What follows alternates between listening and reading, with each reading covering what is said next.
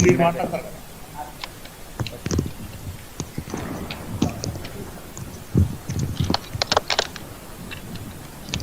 మీరు మాట్లాడతారు కదా.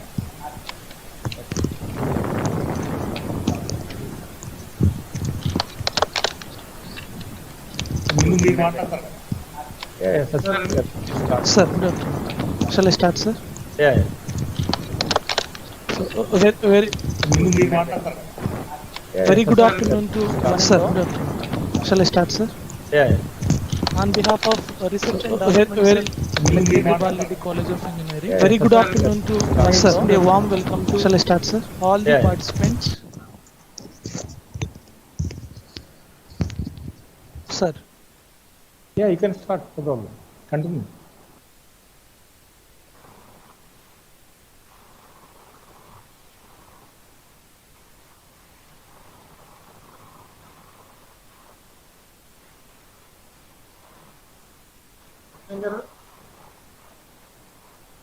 Please continue, Sir, Satyanaran. you may continue, sir. Continue, Satyanaran. okay, sir. So as we know, this webinar is going to focus on research metrics and software tools. Nowadays, research metrics are being considered as an important tool to assess the quality of papers pertaining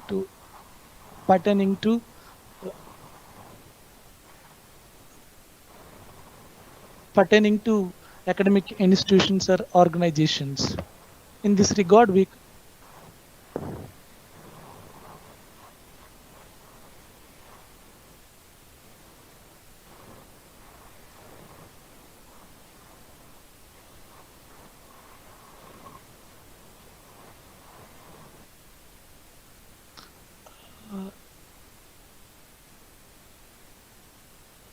Sir, you can speak, sir. it's repeating, Srinivas Reddy. But here everything is clear, sir. Okay, that's fine. So as we know, research metrics, we need to focus. So at this juncture, we consider one has to ensure how much importance that his research being cited.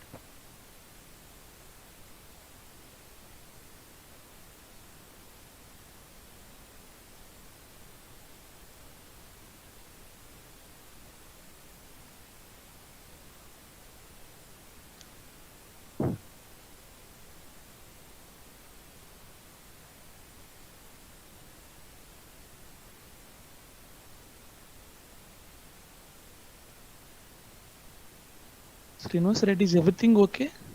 Yes, sir, everything is okay. Your Sir, voice is clear. Yeah, You it may is clear. continue, Clear. sir. Please continue. Continue, Satyanaran.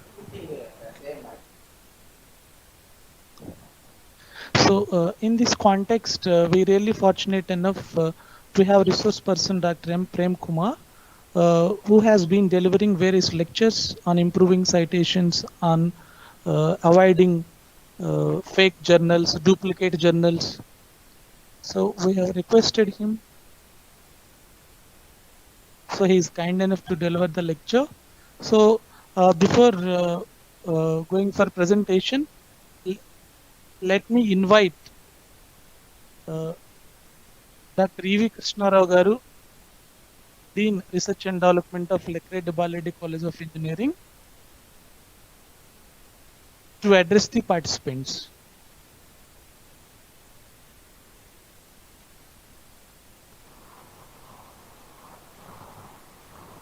Over to Dr. E.V. Krishnarao Garu, Dean R&D.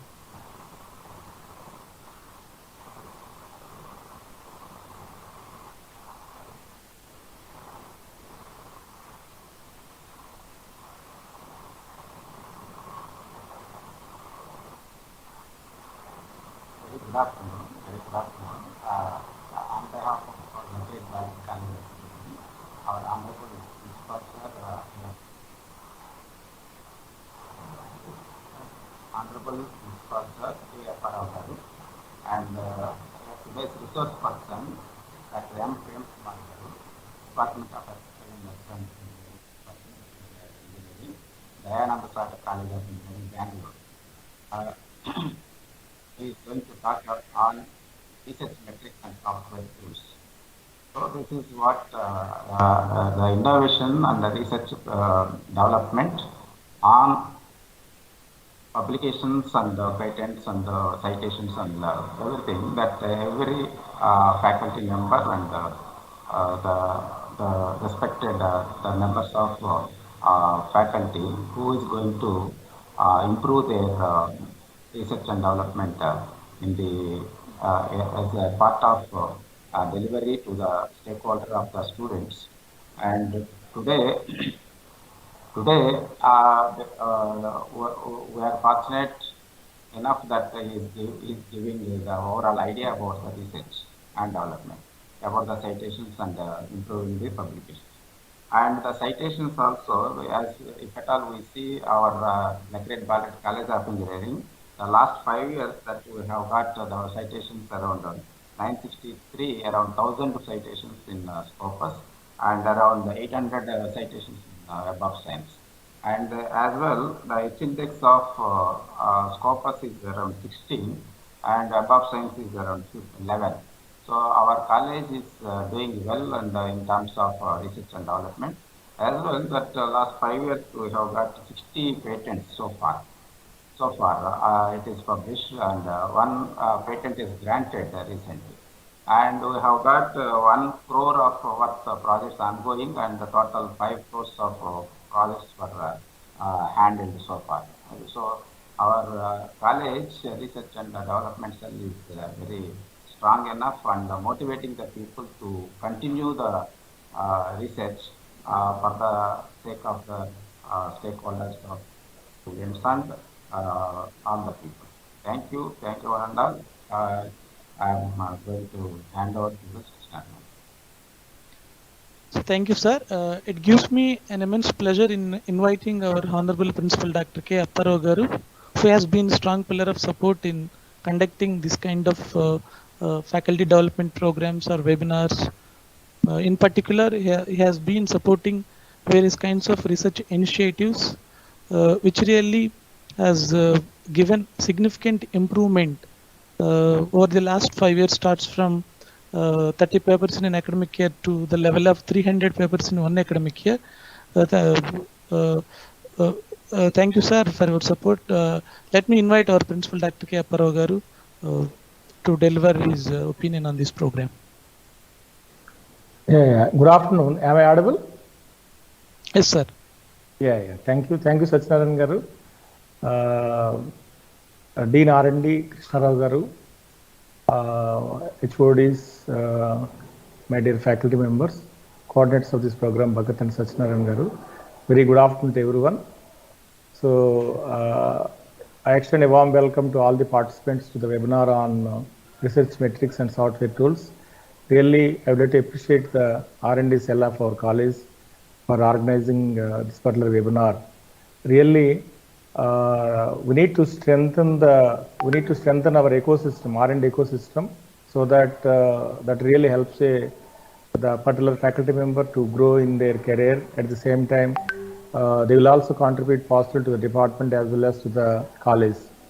So mainly 90% of the credit goes to the faculty member, because they are working hard and they are even involving the students to publish the papers, as well as to get the projects from the various funding agencies, as well as publishing patents also. In this regard, most of the times people used to tell academics are more important and sometimes R&D on secondary. Not true. So both are to be balanced. Academics are important as well as both R&D activities also important, so that any department or any college will grow because of both of these two. I don't want to mention only R&D, both academics as well as R&D, but the only thing is the faculty members need to balance both the activities, academic as well as this R&D. So really in our college, there are research facilities are there. That's why we got 4 of our departments accredited, recognized as research centers by the JNTK Kakinada. And based on our R&D outcomes, we got 5 of our departments got accredited by NB under Tier 1. And NRF 2020 ranking, we got 201 to 250 rank band. So mainly in NRF, especially the difference between one college to the another college, those who are ranked in, those who are in the rank band, those are not in rank band. The thing is R&D activities. If any college, if they strengthen their R&D activities, definitely they will win the rank. Okay. So not for ranking, not for accreditation. My sincere suggestion to all faculty members, those are attended as attendees, as participants. So my sincere request to them is please do concentrate on R&D activities, involve your students, involve your MTech students or BTech students so that they will also get benefited and faculty members also will get benefit, because in the near future, the R&D activities are going to help the a particular faculty member resume. That is also more important. Most of the times we are talking about resume of the student, but resume of the faculty member also very important. So R&D activities are going to play a crucial role in the development of any of the college at the same time to strengthen the career growth of the faculty member. So at the same time, I'd like to thank the Prem Kumar Garu for accepting our invitation to act as a resource person for this particular webinar. So Prem Kumar Garu, really I would like to thank you for accepting our invitation. I would like to appreciate all the participants showing interest to attend this particular webinar. So I would like to again appreciate the R&D cell of our college, Krishna Rao Garu, Bhagat and Dr.A.Narendra for arranging this particular webinar. So I'm requesting all the participants to participate in all the deliberations and actively involved in the program, and later you can ask the questions, you can interact with the resource person by today or later also through mail also you can contact him, because one of the renowned person in R&D, Mr. Prem Kumar Garu, so you can utilize his services. So I wish you all the best. Thank you one and all for inviting me to this particular webinar. Thank you. Thank you, sir, for your kind words. Before proceeding to this session, let me present you the summary of our resource person. Dr. M. Prem Kumar has received his BE degree in Electrical and Electronics Engineering from SRK Institute of Technology, Coimbatore, and ME degree in Applied Electronics from Anna University, and PhD also from Anna University. He has more than 12 years of teaching experience, and currently he's acting as working as associate professor at Dayanand Sagar College of Engineering, Bangalore. But to his credit, he has published more than 80 technical papers that includes IEEE, Elsewhere, Springer. He also presented 28 technical papers in national and international conferences at various venues. He has around 500 citations with H-index, I-10 index of 13 and 18 respectively. His overall impact factor of journals published so far is 96.36. Till now, he published 6 patents that includes Indian and Australian. He has been serving as editor and reviewer for various reputed journals like IEEE Access, IET, Power Electronics, International Transactions on Electrical Energy Systems, and many. Of course, he has been acting as active speaker for various faculty development programs, workshops, seminars, and conferences. He has received numerous awards from various national and international organizations. Coming to his research interests, he works on solar PV microinverter, modern solar PV MPPTs, solar PV parameter estimation, PV array faults, non-isolated, isolated DC-DC converts for electrical vehicles and PV systems, machine learning algorithms in real-time applications, and optimization algorithms including single objectives and multiple objectives. With these few words, let me invite our resource person, Dr. M. Prem Kumar, to take over the session.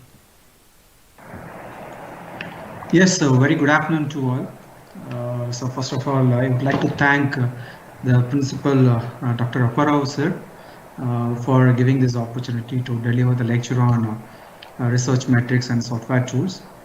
And I would like to extend the thankfulness to Dr. Krishna Rao Garu, the Dean R&D of Lucky Reddy Polyreddy, for inviting me as a guest speaker for this wonderful webinar. And also, I'd like to thank Dr. Dr.A.Narendra Garu, the professor, Department of ECE, Lucky Reddy Polyreddy, for inviting me for this wonderful lecture. So before starting my session, so I just want to share my screen. Just confirm me if my screen is visible to you. Is it visible, sir? Yes, you can proceed. Yes, visible. Yeah. So thank you for the confirmation.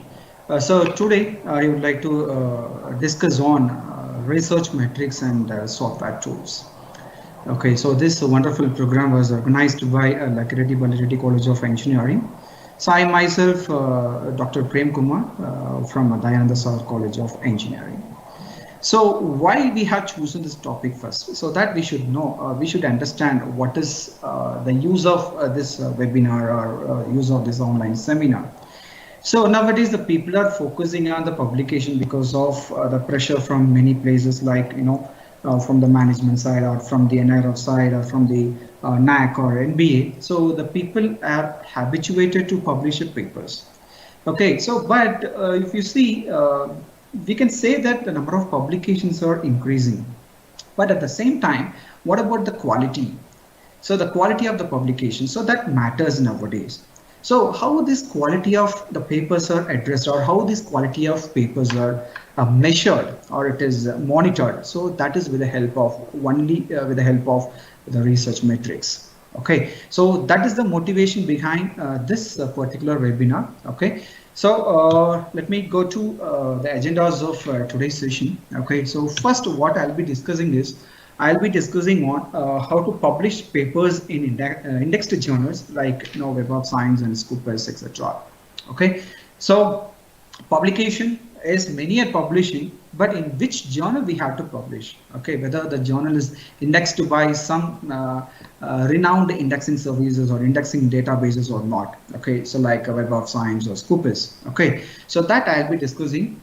And the next one, I'll be focusing on research metrics. So what are the research metrics are available to assess the journal, to assess the researcher, and to assess the article. Okay, so we'll be discussing on what are the research metrics are available. The next, we'll be focusing on citations. Okay, so what is the use of citation? What is a citation? What is the use? Okay, then what is the impact of citations in the research community? Okay, and also I'll be giving some few tips to improve the citations as well. And next thing, research profiles. As an academician and as a researcher, we should have some profile. We should have some research profiles. Okay, in what are the domains we have to maintain the profile? Okay, so that is those profiles are mandatory for all the faculty members as well as the researchers. Okay, so that I'll be discussing what are the profiles we have to maintain. And finally, I'll be discussing on the software tools. Okay, particularly I'll be discussing on referencing tool called Mendeley. Okay, how to use the Mendeley software for automatic citation and also creation of bibliography. Okay, and also I'll be listing out some tools which is useful for the research. Okay, it is what these tools are for writing the paper. It is not for conducting the research. Okay, so whatever the tools I'm going to list, okay, that is useful only for the research purpose. Okay, so these are all my today's agenda. I'll try to complete all these agendas within 2 hours time. Okay, so hopefully I'll complete it. So let me start with the first slide, importance of publications. Okay, so this is the question is coming to all the academicians nowadays. Why you have to publish? Okay, what is publication? Why I have to publish? What is the benefit I will be having it if I publish the paper? Okay, so that we have to first discuss. So these are all the reasons why we need a publications. Okay, the very first reason is disseminate research findings.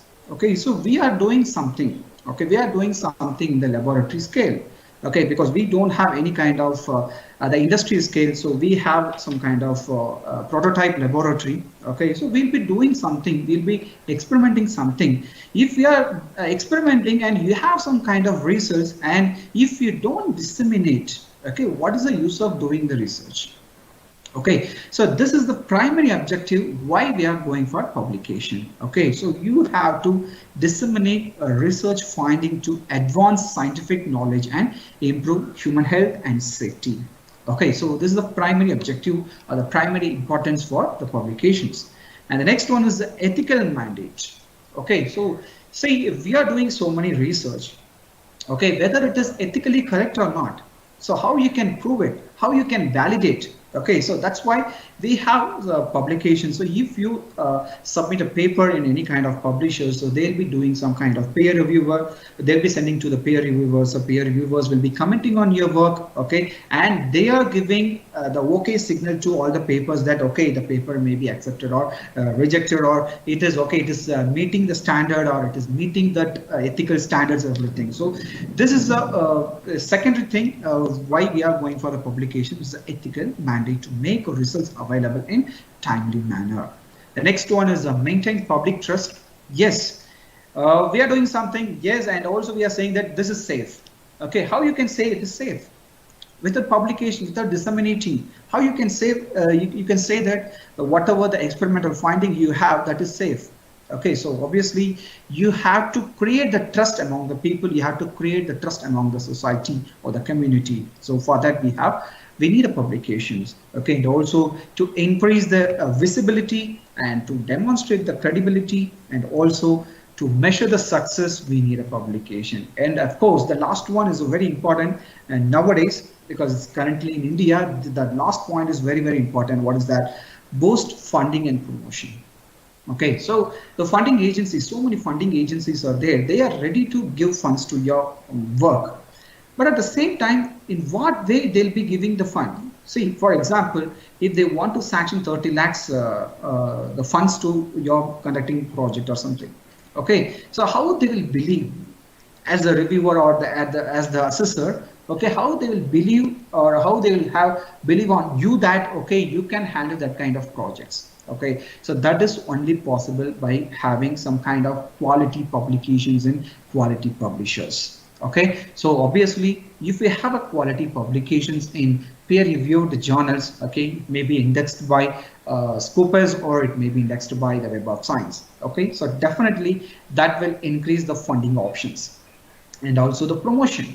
So promotion or whatever the appraisal, for all these things, yes, nowadays the publications are mandatory. So these are the few reasons or few importance of publication. So you please, academicians, don't think that why I have to publish. Yes, you have to publish, no other go. Okay, so if you want to survive in this academic field, so definitely the publications are very important. Maybe in future you will be measured or you will be assessed only in terms of publications. Okay, so that point you just keep it in mind. Okay, don't stop it. Okay, just boost your work and try to publish the more papers in the quality journals. Okay, and this was the statement for almost the last 60 years. It is disturbing all the researchers. Okay, publish or perish. Okay, so this is actually a important statement in China. That's why you can see in most of the publishers, only the Chinese are dominating. Okay, they are publishing papers like anything. They are maybe in a day or in a week, you can see one paper comes from the one of the reputed scientists or the researchers. Okay, so that is because of this statement, publish or perish. Okay, so this is pressurizing the academicians and researchers for the last 60 years. But I just want to convert this statement into this statement. Okay, publish and try. Okay, so you please don't hate publication. Okay, don't hate publish. Okay, you just love publish and also try in your life. Okay, so that is what my statement. I just want to convert that publish or perish statement to publish and try statement. Okay, so I'm ready with okay, I'm ready to publish. Okay, so now you have to select a proper journal. Okay, which journal I have to focus. Okay, so which journal you have to focus. So first thing, you have to see the audience. So what type of audience your article want to reach. Okay, suppose you are writing the article in the field of maximum PowerPoint tracking. Okay, then you have to decide your own audience. Okay, see, publishing paper in a journal is different. Publishing paper in a specific and specialized journal is different. Okay, so that is what nowadays we have to focus. Okay, so once you have written the paper, you see that what type of audience you want to focus. Okay, then once you decide the audience, then you check the journal scope, and also you check who are all reading that particular journal. Okay, so then only you have to decide, okay, this is the journal I want to apply my paper. The next thing is, how prestigious is the journal in your field? Okay, for example, I'm writing paper in the field of power electronics. Okay, for example, I have designed one DC to DC converter for some photovoltaic system application. Okay, so now if you see for this particular title, you can see so many journals like the IEEE transactions on power electronics, IEEE transactions on industrial electronics is there, international transactions on electrical energy systems are there, IEEE access is there, journal of power electronics is there. So we have so many journals for this particular field. But here you have to select the most prestigious journal for your field. For example, you take IEEE transactions on industrial electronics and IEEE transactions on power electronics, and also the Journal of Power Electronics. So these three journals are specific to your title. So it means that you have to select which title, which journal out of these three, and you have to submit your paper. Okay, it is not like in the wide disciplinary you can submit. Okay, if you submit your paper or if you publish your paper in the specific journal, definitely that will increase the visibility of your paper. Okay, so when you select the journal, you have to see how prestigious is that journal. Okay? And this is very important thing. How long does it take to publish in this journal? Okay, so I just want to give you one case study for this particular statement. Okay, what is that? See, I have submitted one paper in the reputed journal of the Taylor and Francis publisher. Okay, I just don't want to mention what is the journal name. I just submitted the paper in the month of April 2019. Okay, it has gone for review for almost 2.5 years. Just 2 months back, I got acceptance of the paper. So what I'm trying to say here is, to publish one paper, that particular journal has taken 2.5 years. Okay, yes, okay, the final outcome is fruitful outcome. Then what is the use of that paper? That's what I'm thinking now. The thing is, now in 2019, I have done the work. Now the same work, now it is very old. So if it is old concept now, so obviously no one will refer my paper. No one will cite my paper. Okay, so that's why whenever you're selecting the particular journal, you have to see the time frame or the duration of the submission to acceptance that you have to see. Accordingly, you have to submit your paper. Okay, so the probable time or the average time is 3 to 5 months. Okay, if the journal is taking more than 5 months, okay, it is better you just discuss with the editor. If they are proceeding further, you just go ahead with that, or else you just withdraw and you just go for some other paper, some other journal, some other specific journal. Okay, this is my personal opinion, what I'm saying, because I suffered 2.5 years they took to accept one of my paper. Okay, so this is a very, very important thing. Just check before submitting. And the next one is, how much does it cost? Yes, because you see, nowadays the publishers are transforming their subscription-based journal to open access journals. So if they are transforming to open access journal, yes, they need funding to publish these papers. Okay, for example, the APC, they'll call it as the APC article processing charge. Okay, so for each and every journal, you have to check what is the APC. If it is an open access journal, you check what is the APC, okay, article processing charge. If it is affordable by you, then you just go for that journal. Okay, some journals are at free of cost. We call it as a subscription-based journal, but even those journals also having some kind of restrictions. Okay, they'll be giving a free publication only up to some pages. For example, some 8 pages, 10 pages. If your paper exceeding these number of pages, then again they'll be charging for page charges. Per page, $30, $50, $100, like that, they'll be having the page charges. Okay, before submitting, you just check the cost, that is article processing cost, and also the page charges. Then if it is affordable by you, then you just go for it. Okay, so these are all the few guidelines to select the journal. Okay, so now I'll be moving on to the next discussion on how to publish research paper in indexed journals. Okay, this is a simple block diagram. Okay, this block diagram itself sufficient. Okay, if you follow this, definitely you can publish the quality papers in the indexed journals. Okay, so the very first point is what? You have to identify a unique and a less explored research problem. Okay, so it is, I'm suggesting you to don't go with the very old techniques. Okay, so some fields are saturated. Okay, some of the fields are saturated. If you work on that saturated field, definitely getting publication is very tough.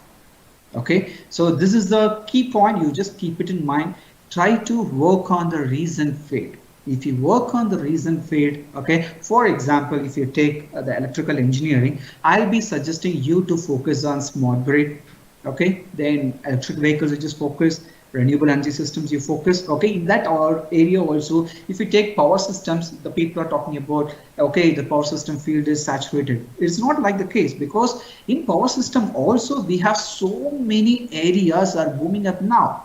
Okay, for example, I'll be telling you one title, that energy marketing. Okay, peer-to-peer energy marketing is there. So that is the booming topic nowadays. So if you work on that particular area, okay, not only that, I just want to point out one more research field is cyber physical systems. Okay, the cyber physical power system is also there. Okay, if we focus on this particular area, because all these areas are specialized area or unique areas, we can say, if you focus on these kind of areas, definitely you can publish papers in indexed journals. Okay, so while writing paper, first thing what we have to study, okay, because we'll not get idea instantly, right? We have to read so many papers, then only we'll be getting idea, then only we can list out some kind of research gaps, then we can go ahead with our proposed method. So to analyze or to find the research gap, I'm advising you to read some kind of review papers. Okay, you take a review paper, more number of review papers, you take it in the particular field. Okay, you read it for 10 times, you read it for 20 times, then you can find the research gap in that particular area. Okay, so once you find the research gap, and yes, you have to come up with some superior solution. Okay, it is not like you have to give 100% accurate research. Okay, see, for example, if some of the researcher or the conventional methods are giving some kind of 96.2% of accuracy, you just do research and try to improve that accuracy, maybe 96.5 or 97. So you have to have some kind of novel technique or the new technique, okay, and try to improve the accuracy of your system, what you are going to propose. And if you come up with some superior solution, definitely, yes, I'm sure that you can have the better publication or the quality publication in reputed journals. Okay, and once it is done, you then see, writing paper, doing research is very simple. The next very important thing is picking up the best journal possible. Okay, you have to select the correct journal. If you don't select the correct journal, then the visibility or the advertisement of your paper will go wrong. Okay, see, I'll be giving you one example. One ex-person is working on the power system area. If he is publishing paper in the psychology journal, okay, then what kind of impact will be there for that paper? No one will refer the paper. No one will refer the paper. You will not get citation for that particular paper. Okay, so that's what I'm saying. You have to select the best journal possible. Once you have selected the possible journal, yes, you have to follow the formatting, because nowadays this is very important. Okay, if you don't see the guidelines of authors, maybe for all the journals they'll be giving guidelines for authors. Okay, you just read the guidelines. Okay, so in the guideline itself they'll be mentioning that you have to format the paper in this particular format. They'll be giving you the template, because nowadays in all the reputed journals are giving the templates in both the Word format as well as the LaTeX format. Okay, you just format your journal before submitting. You check the guidelines for authors completely, then accordingly you finish your paper and submit it. Okay, so these are the few guidelines I have given you for getting some quality papers in the indexed journals. Okay, so I am talking about indexing. What is that indexing databases? Okay, what are the indexing databases are available? Yes, these three are the very important indexing databases. First one is the Web of Science. It is a top quality indexing database. Okay, the Web of Science is Web of Science indexing. Okay, it is all these assessment are carried out by Clarivate Analytics. Okay, there you can see we have some kind of classification like SCIE, that is the Science Citation Index Expander.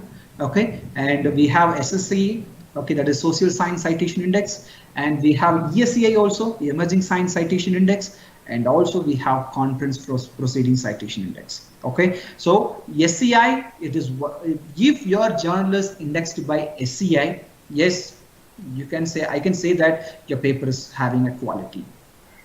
Okay, so that's what you try to focus on, SCI index, because all our engineering journals will comes in this category, that is SCI category only it will be coming under. Okay, it will not go for SSCI. Okay, SSCI is purely for social science induction. Okay, and we have ESCI. See, for getting SCI status, ESCI is the first step. Okay, suppose if any journal want to get SCI, they have to apply. So they'll be under the monitoring period of 4 to 5 years in ESCI category. Okay, they'll be monitoring. Okay, if that particular journal is publishing quality papers, okay, or diversified papers, then that journal may be promoted to SCI. Okay, so that ESCI is the first step for SCI publications, and the next one is the Conference Proceeding Citation Index. Okay, if you are publishing papers in the conferences, if we are saying that Web of Science Index, so it means that it will be cited or it will be indexed by Conference Proceeding Citation Index. And now everyone knows about Scopus. Okay, the Scopus will index all the scientific, technical, and medical disciplines. Okay, and most of 100% of the researchers knows that Google Scholar, right? So the Google Scholar will be indexing journals, books, conference papers, thesis, dissertation, preprints, abstracts, technical reports, and patents. Okay, all these categories are indexed by Google Scholar. Okay, but if you take Scopus and Web of Science, those people will be indexing only the scientific journals. Okay, and sometimes they'll be indexing the book chapters, and the Scopus indexing the conference papers also. Okay, but if you see the SCI indexed journals, so it means that will be that category is applicable only for the review article and the research article, not for the books or not for the book chapters or not for the conference papers. So that's why I'm saying SCI indexed journals are top quality indexed journals or top quality papers, we can say. Okay, apart from these three, we have so many indexing services. Okay, like we have Medline, PubMed, okay, DYAJ, AI Combatics, PubMed, Ulrich, okay, and Ibasco, Cosmos. Okay, we have so many indexing databases. But I am suggesting you, I am advising you to focus more on Web of Science and Scopus. Okay, to have the quality papers. I am just suggesting you and I am advising you to have the publications only in Scopus and Web of Science. Okay, this is a very important topic, that is perils of predatory journals and publishers. Okay, so nowadays the people are getting trapped by the predatory journals. Okay, so what is a predatory journal? Okay, maybe sometimes or daily you can see in your inbox that, okay, I have read your paper is reaching to the wider audience, so why not you publish paper with us? Okay, you can send one paper with 3 pages, 4 pages limit, and like that you can see so many emails in your inboxes. Okay, if you are seeing that kind of emails, all these emails are spam emails. You just ignore those kind of emails. Okay, none of the quality publishers or none of the quality journals are sending advertisement to the authors directly. Okay, that point you keep it in mind. So don't get trapped by the predatory journals. Okay, so what these people will do, what these predatory journals will do, okay, they have everything fake. They have everything fake. Like they'll be claiming that our journal is indexed by Scopus, our journal is indexed by Web of Science. Okay, like that, everything they'll be making a fake. It means there'll be an original journal, okay, similar to that journal, they'll be making a clone. Okay, so if you open the page, you can see in both the sides, you can see both ISSN number, and you can see they'll be mentioning that it is indexed by Scoopers and Web of Science. Okay, everything will be same, but you have to identify which one is predatory. Okay, so don't get trapped. Okay, what these people will do, everything is a fake, editorial board is fake, peer review is fake. They'll be telling you that they'll be conducting peer review. So if you submit paper morning, evening you'll be getting acceptance. Okay, so how this peer review will happen in a day? Obviously it is not possible, right? So the peer review is a fake, location is also fake. Okay, so for example, X journalist in this location, the same X journal they'll be making clone, they'll be giving another location. Okay, so it is again, it is a factor to find the fake, and also the impact factors. They'll be mentioning the impact factor, what is mentioned in the original article.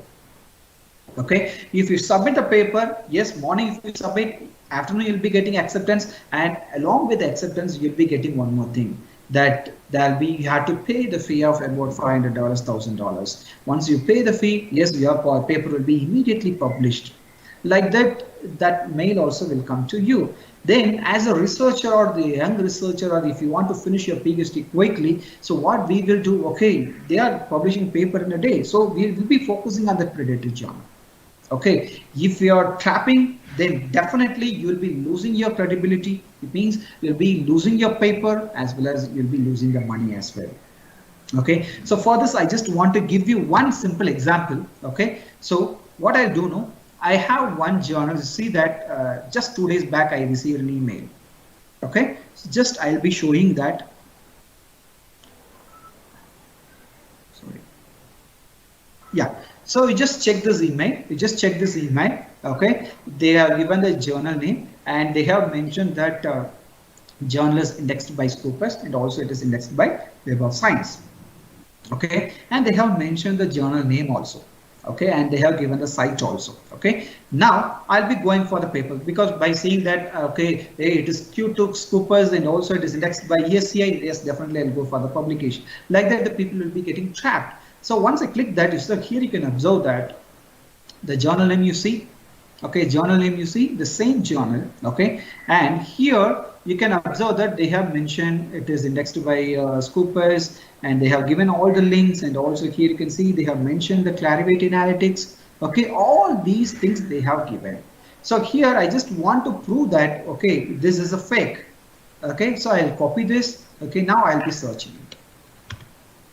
Okay, so now here you can observe that there are two different sites. Okay, this is one site.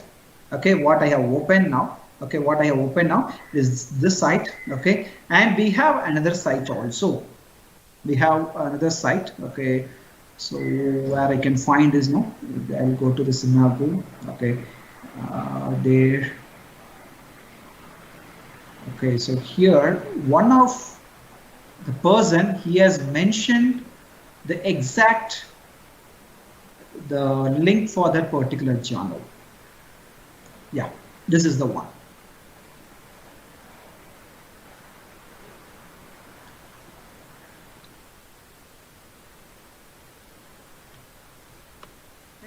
So this is the journal with the same name. You can observe it. Oh God, it's not connecting. Just a second.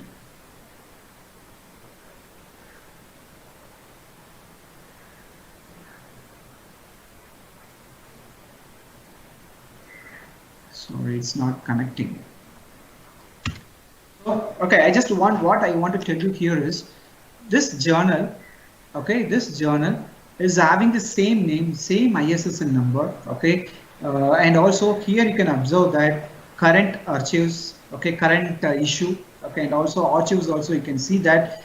So here you can see that it is showing the publication from 2019, okay, and if you go to the last issue, so it is showing the publication from 2016, but it is a very old journal. You can see the volume number, so volume number 43. Actually, this journal is indexed by Scopus from in 1990s itself.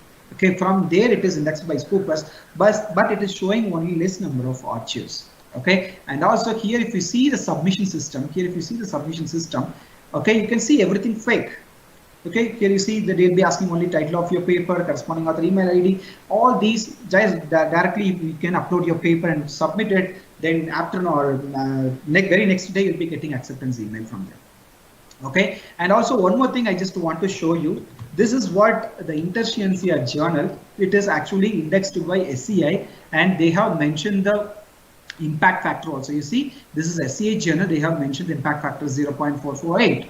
Okay, but similar journal is also there. Here you can see that Interscientia journal. Yeah. So now you see that both the journals are same. Interscientia journal, and here also this is the fake site. Okay, this is the fake site. Here you can see the same name, ISSN number. You see, both are same. ISSN number is also same.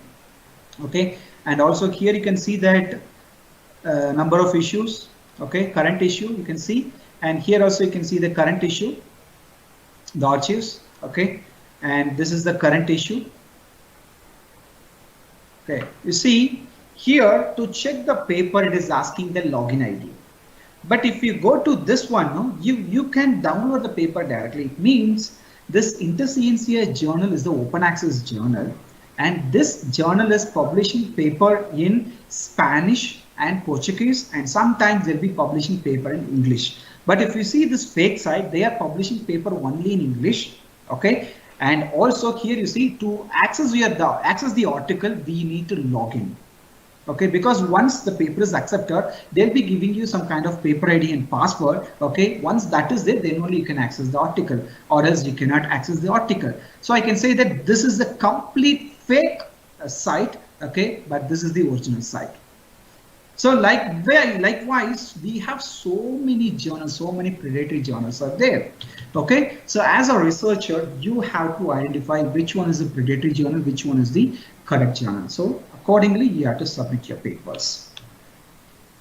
So how to avoid, okay, how to avoid the predatory journal? So we have one kind repository we called Bell list of predatory open access publishers. Okay, so there you can check it. Okay, so just I'll be clicking this. Okay, just I'll be clicking this. It will be listing out what are all the possible predatory journals. Okay, here you can see the list of journals. Okay, or whatever the journals listed in this site. Okay, everything is fake, everything is a predatory. Okay, so some journals are missed from that presentation also. Okay, so whatever the presentation is there, some journals are missed from this list also. Okay, then how to identify it? So for that only what you have to do now, you just go to scoopus.com. Okay, whether it is indexed by Scoopus or not, how to identify, just go to scoopus.com. Okay, and there you can see sources are there. Okay, and here you just enter the title of the journal. Okay, just title of the journal. Okay, this journal I'll be taking it. Okay, so here you can see the Journal of Hunan University Natural Sciences. Okay, that I'll be taking it and I'll be searching it. Okay, now here you can observe that that journal is listed. Okay, it is listed. Okay, and also here you can observe that it is indexed from 2001 to present, up to 2021 it is indexed, and also you can see how many papers are covered in Scopus. Okay, everything is listed. So from here only you have to find, okay, the authenticity of the journal. If it is listed here, yes, you have to go for it. Okay, so for few journals they'll be giving the home page also. For few journals they'll be giving home page also. Okay, if you click that one, directly it will be taking you to the exact website address. Then there only you have to submit the paper. Okay, so that's what I just want to try here. What I want to try to say here is go to scoopus.com, click the sources, enter the journal title and find the sources, and if it is there and click that one, there you can see how many papers are indexed so far, whether it is currently indexed or not. Okay, everything you can see, and there itself they'll be providing homepage for the particular journal. Click that one, there only you have to submit. Okay, so this is the way of avoiding the predatory journals. Okay, and what are the other way? Okay, what are the other ways?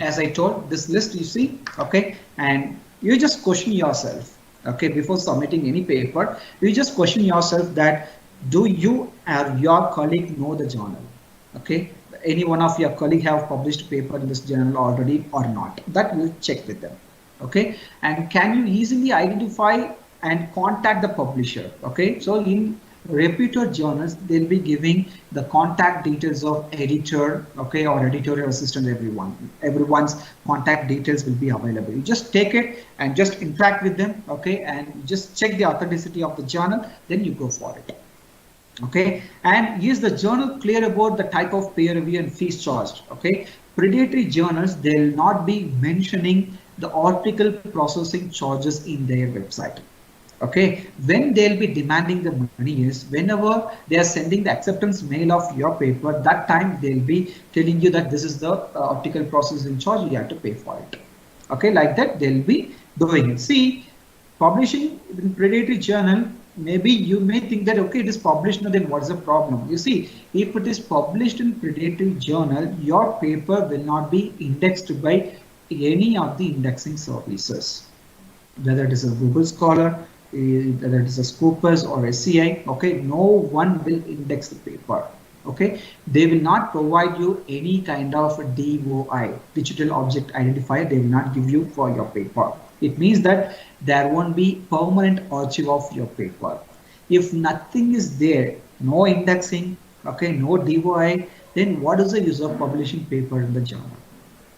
Okay, so your paper will be wasted. Even if we ask them to withdraw, again they'll be asking you to pay the money. If you pay the money, then only they'll be removing the article, because once the paper is published, you cannot publish the same paper in other journal. That is ethical mandate, as you all know that. Okay, so if you ask them to withdraw the paper, then what they will do, they will ask extra money. Then if you pay the extra money, sometime they may remove, sometime they will not remove also. Okay, so it means you'll be losing the money, you'll be losing the work. Okay, so that's what I'm saying. You please don't publish any papers in predatory journals. Okay, so these are all the tips to avoid the predatory journals. Okay, and sorry, the structure of the most scientific manuscripts. Okay, so here this structure everyone knows it. I don't want to discuss here. Okay, what I want to mention extra thing is, whenever you're submitting the paper to any kind of journal, they'll be asking two more extra stuff when you're submitting the paper. What are the two extra stuff is? One is credit author statement. Okay, they'll be asking the credit author statement of your paper. It means, suppose 4 authors are there, whether all 4 authors are equally contributed, or some authors have done the experimentation, some authors have done the writing of the drafting of the paper. Okay, so that kind you have to mention the credit author statement. Then along with the paper submission, you have to submit the credit author statement also. This is one mandate nowadays.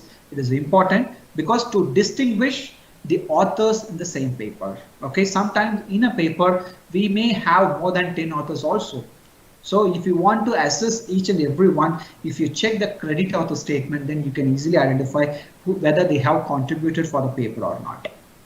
Okay, that is the one. And the second one is conflict of interest.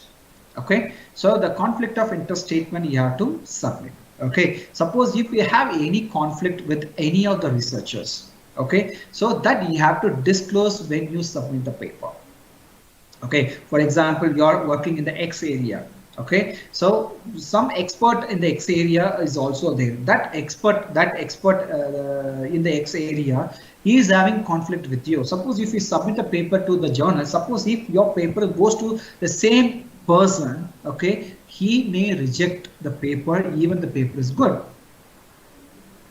Okay, so that's what you have to disclose if you have any conflict with any of the researchers.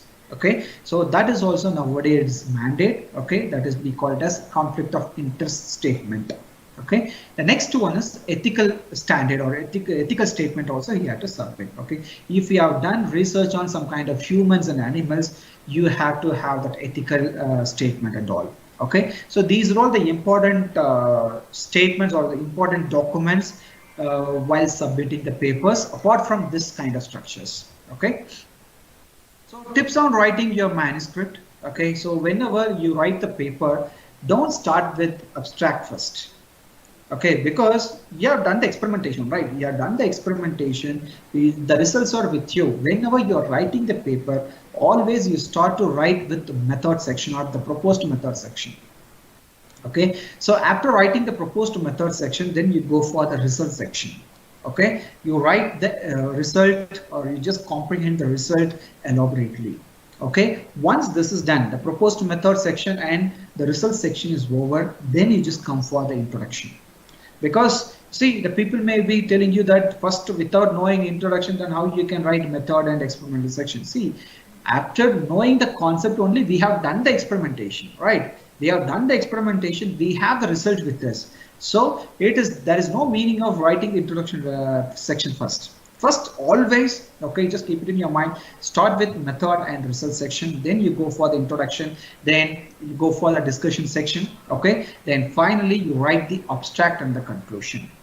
Whenever you're writing abstract and conclusion, there should be a connection between the abstract and the conclusion. Okay, so abstract is something, if conclusion is something, then definitely your paper will not be accepted for the quality publications. Okay, so there should be a connection with the abstract and the conclusion. And whenever you're writing conclusion, there itself you have to give the future direction of your work. Okay, the future scope of the work. If you don't give future scope, okay, it means that that particular method is confined to that particular application alone. Okay, so there may be the possibility of using the same concept for other applications also. So all those things you have to disclose in the future section, okay, or future scope section, okay, or else in the conclusion section itself, the last paragraph of the conclusion section, you have to discuss about the future directions. Okay, so if you write the article in this way, definitely your paper will be getting, the chances of getting acceptance is more. And also, whenever you write the introduction section, first part you have to discuss briefly about that particular topic. Okay, and the second one, literature review. So see, in older days they have the literature review section separately. Okay, but nowadays in the modern days, the people are discussing the literature review section in the introduction part itself. Okay, so that's why I'm telling you sorry,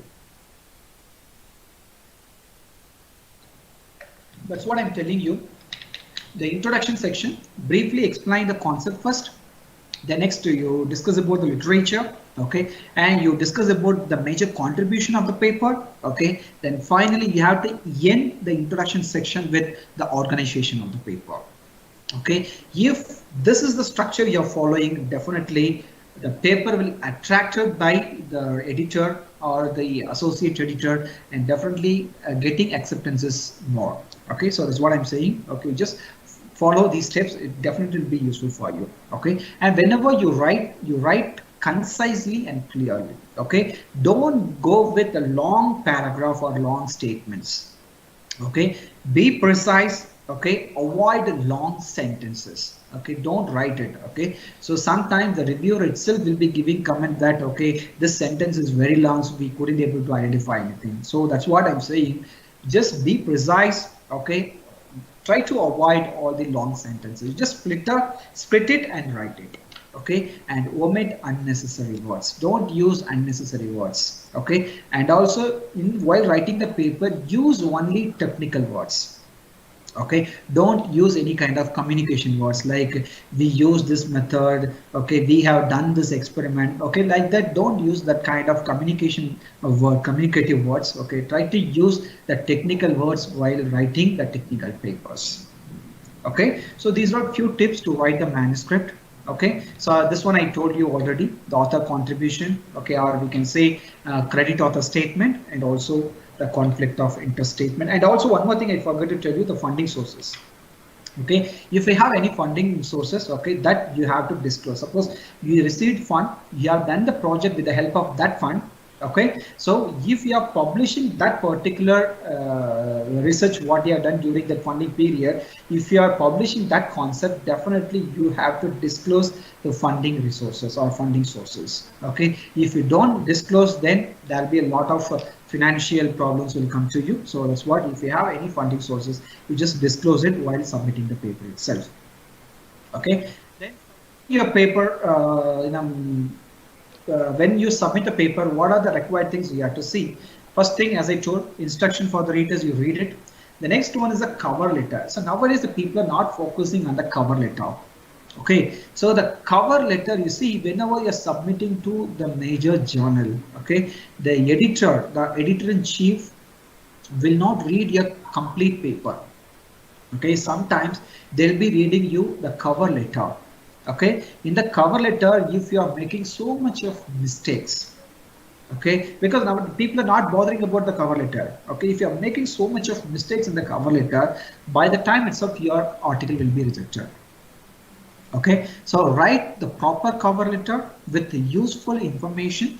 Then the cover letter itself, you just list all the authors, okay, and just give the brief summary about your paper. Okay, then you prepare the cover letter. So if the cover letter is good, definitely you will not be getting any kind of desk rejection. Okay, so this is very important thing what I want to say. And one more thing is qualified potential reviewers. So in quality publishers, okay, while submitting the paper itself, they'll be asking you the potential reviewers. Okay, my suggestion is you try to see your reference papers, who's done the work in your field, who has done more work in your field. You just try to suggest them as the potential reviewer for your paper. Okay, if you suggest them, definitely you'll be getting meaningful review comments from them, or else you may get some kind of rubbish comments. Okay, even the paper is good, if it is goes to some unknown or the person who are not expert in that area, definitely the chances of getting rejection is more. Okay, that's what while suggesting the reviewer, you have to suggest a qualified reviewer. Sometimes, okay, I'm not saying that 100% the paper will go to that particular reviewer. Okay, sometimes it will go to the same reviewer. If it is goes to the qualified reviewer, yes, you will be getting the qualified or quality comments. If it is goes to some other person, definitely the getting rejection is more. Okay, so these are the few things I just want to say. And once you write the paper, no, you have to go for multiple submissions. Yes or no? So my suggestion is you please don't go for multiple submission. If you write a paper, as I told, pick your journal and submit the paper in that journal and wait for your acceptance or rejection, wait for your decision. Okay, once the decision comes, whether it is acceptance or rejection, okay, if it is rejected, then you have to go for the next journal.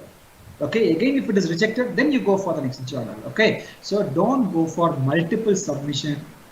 Okay, for multiple submission, no, nowadays the publishers are tracking the multiple submissions. Okay, if they find that you are submitting paper in two different journals, then they may ban you for 3 years or 5 years completely. You cannot publish even a single paper, you cannot author or you cannot co-author any single paper in that particular publisher. Okay, you please try to avoid multiple submission. Not try, please avoid multiple submissions. Okay, submitting the paper, just check for the plagiarism. Okay, as you know, we have two authenticated the plagiarism tools are there. One is Authenticate and the one is Eternity. Okay, use either tool and check for the plagiarism. Okay, then if your plagiarism is less than 50%, 15%, including your references, then you are good to go for submission. Okay, or sometimes you can go up to 20% of plagiarism including your reference. If it is excess of 20%, you please check it, change, rephrase the sentences and try to reduce the plagiarism, then you go for the submission. Okay, sometimes if the plagiarism is more, there may be a chance for getting banned by the respective publisher. Okay, so check for the plagiarism and submit the papers. Okay, check. These are all the things, as everyone knows it, I don't want to discuss here. So now I'm ready for submission.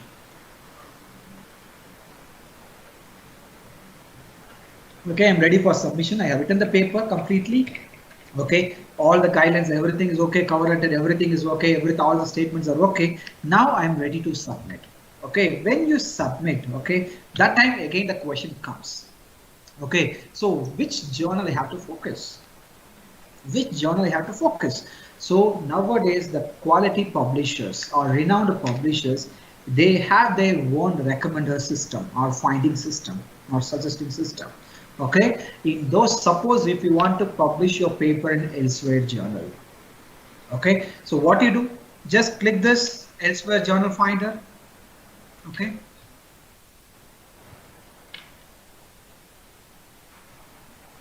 so just click this elsewhere journal finder. Okay, just go inside. Okay, and you're ready with your paper, right? You're ready with your paper. So now what you have to do, no, you just you know the title of the paper, you just copy the title of the paper and keep it here. Okay, keep it here. Yes, and you know the abstract, you have written the abstract for the paper. Okay, that also you copy. Okay, that also you copy and you just paste it here. So what I have done, I just kept the title as well as the abstract. Okay, here if you want to give the relevant keywords, you can give it, or if you want to select a relevant field, you can select a relevant field. But these two are the mandatory thing. Okay, one is the title, another one is the abstract. Once this is done, you just click this find journals. Okay, click find journals. So here you can see based on your abstract and the title of the paper, okay, the journal recommender has recommended so many journals. Here you can see energy reports is recommender, journal of computation, okay, and you can see that so many journals it is recommending. Okay, now you have to select the proper journal for your field. Okay, as I told, while selecting the journal, you have to see the quality of the journal, prestige of the journal, time duration, okay, cost, everything you have to see. Okay, suppose if I select this one, okay, I just want to submit the paper to energy reports. Okay, here you can see all the metrics are mentioned. Site score is 2.7. Yes, impact factor 6.8 is very good impact factor. And also you see the acceptance rate is 35 percentage. It is good. And time to first decision is about 5 weeks. So within 5 weeks you'll be getting the first decision, and the maximum time for the publication is 10 weeks. So it means within 10 weeks your paper will be published. So the time frame is there, metrics are there, and also this energy reports is completely open access journal, and they have mentioned the article processing charge. Okay, so yes, you are affordable to take care of this $2,200, and all the metrics are too good. Okay, then what you have to do, just go for submission. Okay, so likewise all the premier journals are having their own recommending system. Okay, IEEE publication recommender, Springer journal recommender, then T&F, Taylor and Francis is there, Wiley is there, and these two are the general sites. Okay, these two are the general sites. So here, see, if you search some journals, no, it will be listing out what are the journals are there in the particular publisher. Okay, for example, if you search an IEEE publication recommender, it will show only IEEE related journals. Here, if you search, it will show only the elsewhere related journals. So, but these two will be recommending the journals from all many of the publishers. Okay, these two are the generic one. Okay, you can check, you just click it there, you can keep the title and the abstract so that you can find the appropriate journal for your paper. Okay, so this is what I try to say. Try to say. And one more thing here, one more thing I just want to demonstrate is that we have Web of Science website is there. Okay, Web of Science website. So here you can see mjl.clarivate.com. Okay, so here also you can match your manuscript. Okay, suppose here at the top you can see that match manuscript is there. You just click this one, and here you have to give the title and abstract. So just give the title and keep your abstract. Okay, and find the journals. So now this particular website will be searching some journals which is based on the given title and the abstract. Okay, so here you can see so many journals it is listed. So, but all these journals are qualified journal or top journals. We can say all these journals are SCA indexed and SCA indexed journals, because this is given by the Clarivate Analytics. Okay, it is means it will be recommending only Web of Science based indexed based journals. Okay, so that's why if suppose if your paper is quality enough, okay, I'm suggesting you go to this site, click this match manuscript, keep your title and abstract, find journals. So here you can see all the journals. Okay, and if you select any journal, suppose for example I just want to submit my paper in this applied sciences, okay, there itself you can see view profile pages is there. Okay, so inside of that particular page, here you can see from which year it is publishing, what is the country, okay, what is the instruction for the authors, okay, and what is the citation index. You see here the journal impact factor, everything will be listed. Okay, everything is listed here. So by seeing this, yes, you can select the appropriate journal for your paper. So this is extra stuff. What I'm trying to say here is just go with Clarivate Analytics. There also you can find the quality journal for your paper. But these things are specific to the specific publishers. Okay, so whichever you want, you can go and you can find it. Okay, peer review process, this everyone knows. I don't want to discuss this one. Okay, so now, okay, finally we may get acceptance or we may get rejection. If we get acceptance, yes, we are happy. If we get rejection, we are more happy, so that we can improve our paper and we can submit to some other good journal. Okay, so you just accept whatever the decision you are going to get it from the journal. Okay, so far what I discussed is what is the publication, what is the use of publication, so what are the points we have to maintain whilst preparing the manuscript. Okay, all these and indexing databases, everything we discussed. So now what we are going to discuss is research metrics. What is the research metrics? Okay, so nowadays, the last 1 or 2 years only the people are talking about research metrics and all. Okay, what is the use of this? Okay, this research metrics, it will monitor the importance of the published papers. I am publishing a paper, okay, whether that paper is qualified or not, okay, whether it is having the quality content for the research community or not. Okay, so that is totally assessed by the research metrics. Okay, so this research metrics is applicable for both the journal as well as the author. Okay, so both the things are very important. For the journal also we have research metrics, for the author also we have the research metrics. Okay, so that we will see one by one. Okay, so for most of the time, the people are talking about impact factor as the only research metric to assess the quality.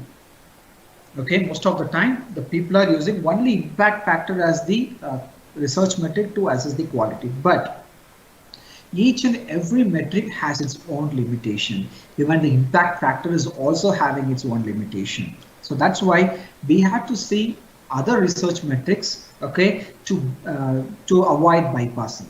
Okay, to avoid bypassing, so we have to see other research metrics as well. So what are the other research metrics are there? Okay, we have L metrics is there, we have item index is there, we have H index, we have site score is there. Okay, we have citation, number of citations are there. So all are the research matrices. So we'll be discussing one by one. Okay, so as I told, the different types of metrics, we have the journal level metrics. The journal level metrics are assessed only with the help of impact factor, and we have other metrics called eigenfactor values are there. So based on that, the journal is assessed. Okay, then we have author metrics. We have author metrics. Author metrics is nothing but number of citations, and what is the H index. Okay, so those two metrics are talking about, or that will say the quality of the author. Okay, then we have the article metrics also there. Okay, we have the paper metrics is also there, and we have alternate metrics called R metrics is also there. So nowadays, in the last 1 or 2 years, the people have started using this AL metrics is also one of the research metric to assess the quality of the paper. Okay, so we'll see one by one. What is the impact factor? So this everyone knows what is the impact factor. So the impact factor will be calculated for 2-year window. Okay, for example, if you want to find the impact factor for the current year, for example, if you want to know the impact factor for the 2020, yes, you have to see the papers published in previous 2 years. It means that you have to check number of papers published in 2018 and 19. Okay, the papers published in 2018 and 19, how many papers are cited in the year 2020? Okay, so number of citations in 2020 divided by number of papers published in 2018 and 2019. So that gives the impact factor of the particular journal. So this impact factor is the journal metric, it is not the author metric. Okay, so this is the formula. As I told, number of citations received in 1 year to content published in journal X during 2 previous years. As I told, 2020 if you want, they'll be taking 2018 and 2019. Divide by the total number of articles and reviews published in same journal within 2 previous years. Okay, based on that, they'll be calculating the impact factor. Okay, so here you see, if you take the impact factor, as I told, impact factor alone is not the research metric. We have some other research metrics as well. Okay, what is that other research metric is? Here you can observe that quartile. Okay, so this quartile system you can observe for Scopus journals. Okay, similar to Scopus journals, this quartile system is applicable for the SCI indexed journal as well. Okay, so you can see that Q1, Q1, Q1. So it means that those are in the quartile of 1. It means that top quality research papers or research journals. Okay, so and also here you can observe that journal impact factor. Okay, so journal impact factor for this particular journal, cancer journal for clinicians, is about 508. It is unimaginable impact factor. See, one more thing you should understand, this impact factors are provided only by Clarivate Analytics. Okay, in some local journals. Okay, in some local journals, they are climbing the impact factors 10, 5, 6 like that, they are climbing it. Okay, those impact factors are not provided by the Clarivate Analytics. Okay, whatever I have listed here, all are given by JCR, that is a Journal Citation Report by Clarivate Analytics. Okay, always you have to check the impact factor of the journal only in Clarivate Analytics site. Okay, not in other sites. Okay, whatever they are displaying in their own respective journal site, don't believe those numbers. Okay, just go to the Clarivate Analytics site. There you type your journal. Then there itself you can check whether the journal is indexed by SCI or SSCI or ESCI. Then accordingly you have to find the impact factor for the respective journal. And also you can see the quartile also. If you publish the papers in Q1 SCI, and you are well reputed. Okay, I'm not saying that if you publish in Q4 you are not well reputed. I'm not saying like that. The Q1 is having that much quality. That's what I'm saying here. Is try to publish the papers in Q1 SCI journals, so that definitely you will be a reputed person in the research community. Okay, so apart from the journal impact factor in the quartile, and here you can observe one more thing is there, the eigenfactor. Okay, so the eigenfactor is another research metric.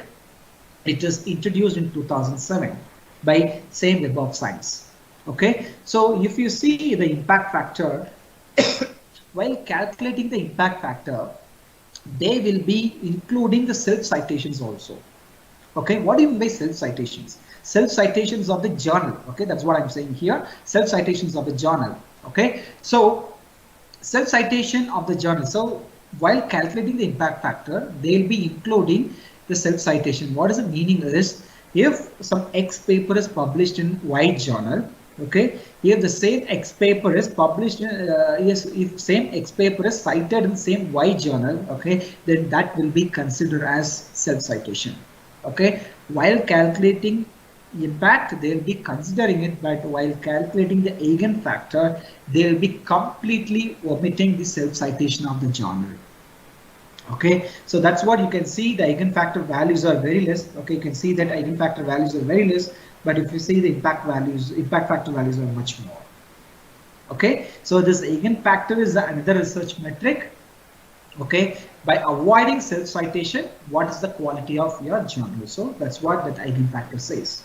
Okay, then I told no that the drawback of the impact factor. Okay, so it is a totally arithmetic mean. It does not adjust for the distribution of citation. For example, one X paper is published, that X paper itself cited for 1,000 times in the journal.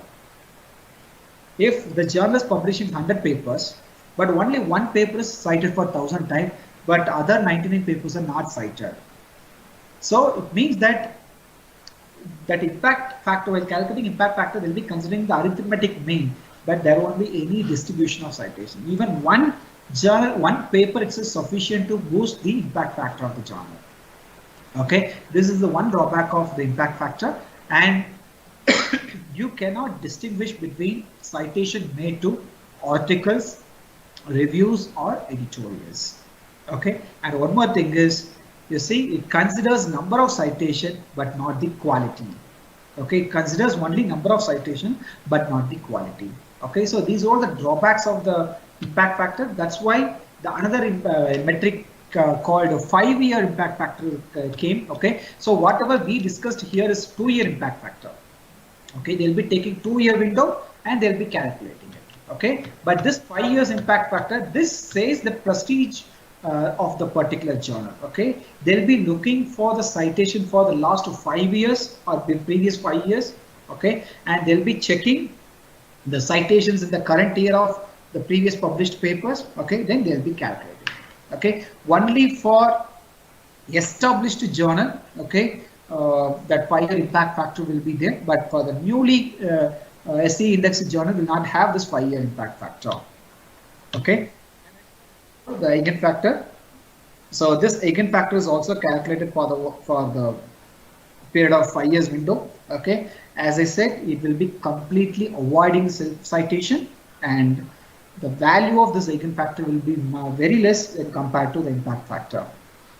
Okay, and for the new performance metric or research metric, we can say this journal citation indicator metric is applicable only for ESCI journals. Okay, so till last year, for ESCI indexed journals, there is no metrics, there is no research metrics. Okay, they'll be calling, okay, that journal is indexed by ESCI, that's it. But this year, okay, in JCR 2020, they have introduced this journal citation indicator. This is a field normalized indicator, okay, which will be giving or which will be talking about the quality of papers published in ESCI indexed journal. Okay, so nowadays you can see here, I kept some example also. These journals, whatever is listed, these journals are not indexed by SCI. It is indexed by ESCI. But you can see some scores there. That is a normalized score. Okay, you can call it as a JCI, Journal Citation Indicator. Okay, it is a normalized score. So this says the quality of that particular ESCI indexed journal. Okay, this one is recently introduced indicator, because why they have introduced, no, there is no difference between Scoopers and ESCI journals. So people are treating the ESCI journal and Scoopers journal equally.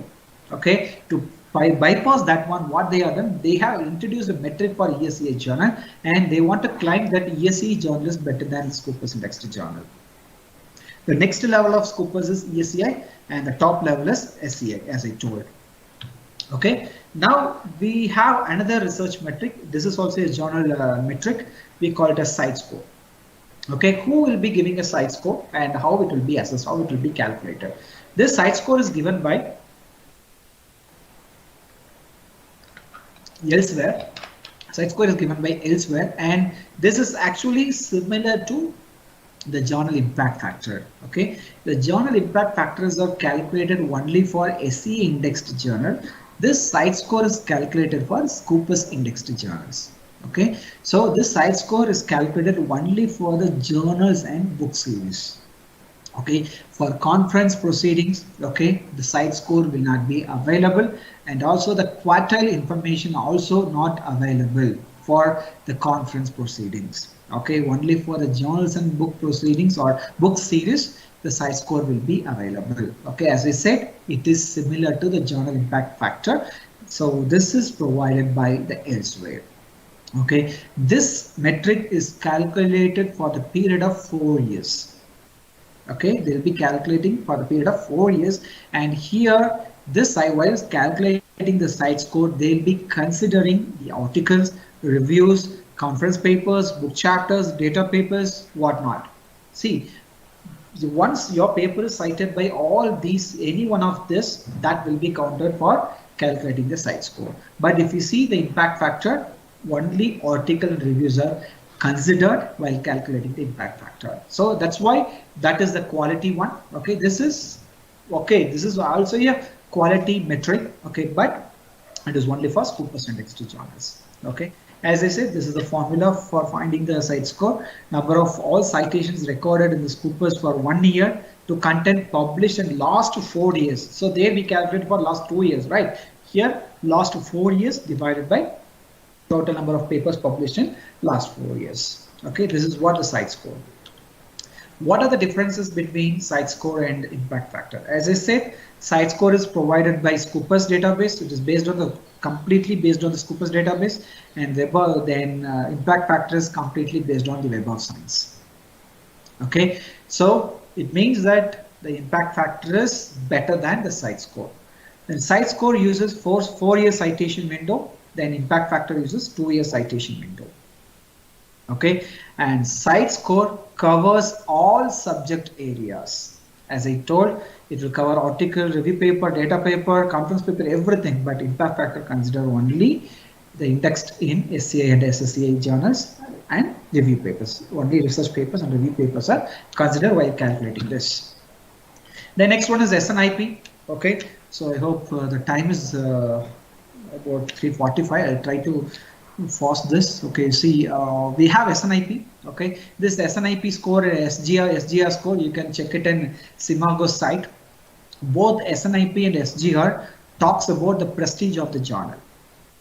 Okay, talks about the prestige of the journal and also relevant to that particular field. Okay, how your paper is related to that particular field. So that will be assessed by the SNIP and SGR. Okay, so here I don't want to discuss much on this SNIP and SGR. Okay, I'll be focusing on the new metric called almetric score. Okay, this almetric score is, you see, it looks like a donut shape metric. Okay, there you can see with different colors. Okay, so this almetric score talks about the complete visibility of your journal in online.